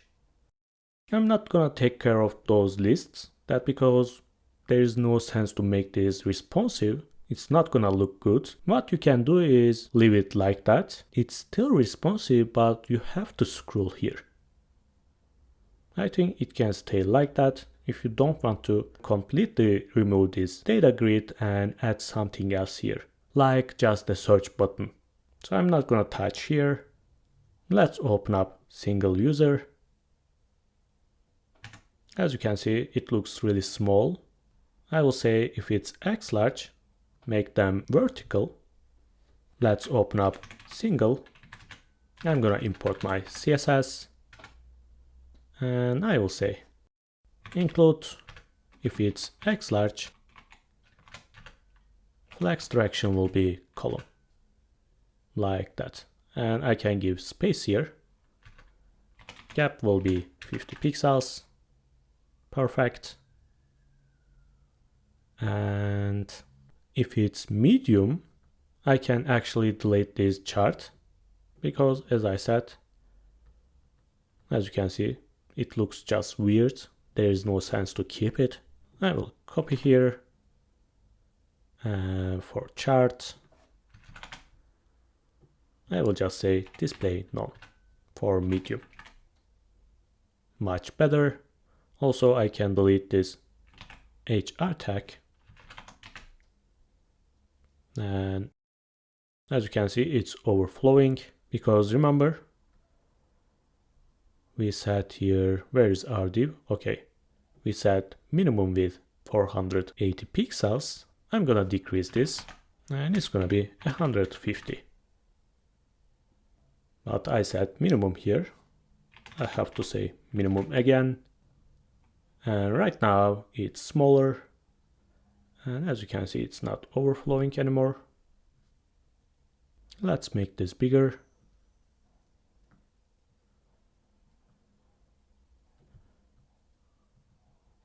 Where are our icons, by the way? Why it's empty? I don't know what just happened, but they are okay right now. I will shrink. Okay, they are here. More and perfect. And for the home page, awesome. Let's make it bigger. 2 columns, 3 columns, and 4 columns. Okay, awesome. So we finished our project. Right now we can deploy it. To do that, I'm gonna come here, open my terminal, and I will say yarn build. And there's an error here. In users, it says you are importing these rows, but you are never using. Actually, it's not an error, it's just a warning. Let's see what's more. Again, we are never using this. Just don't worry about them. It's not a mistake.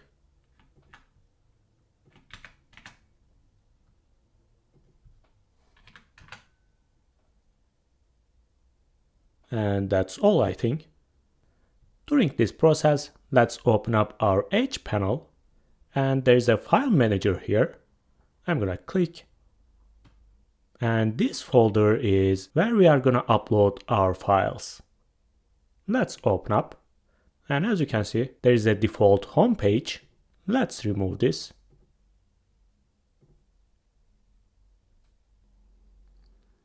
And let's check our application. As you can see, we have all our images, CSS and JavaScript files inside this folder. And this is the main HTML file. Basically, I'm gonna take everything here and move into public HTML. Of course, there is only one JavaScript file. We didn't split our code, but it's a small application. Don't worry about that. I will come here, take everything inside this folder, and move it to my panel. As you can see, it's uploading. And it's done. It was really fast. And right now, let's check our application. react.admin-dashboard.com, and our app is here. And by default, we have an SSL certificate. We don't have to install anything, Just drag and drop your files and it's ready. As you can see, it works as we expected. Remember, we are still using our API and our data is here. I can delete them. Add new user. Let's open up products. Perfect. I can search for any item. Let's open up. It works perfectly. Let's check the responsive design. I will shrink my page. As you can see, it works properly.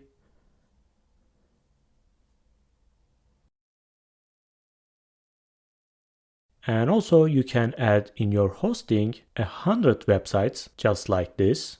You can use different subdomains. And using those subdomains, you can create different applications. It's perfect, especially if you have a portfolio website. You can add all your applications in just one hosting. Okay guys, that's all. I hope you liked it. If you learned something new today, please like the video. You can support Lama Dev using the link in the description below or by joining the channel. Don't forget to follow Lama Dev's social media accounts. I hope I'll see you in the next tutorial. Goodbye.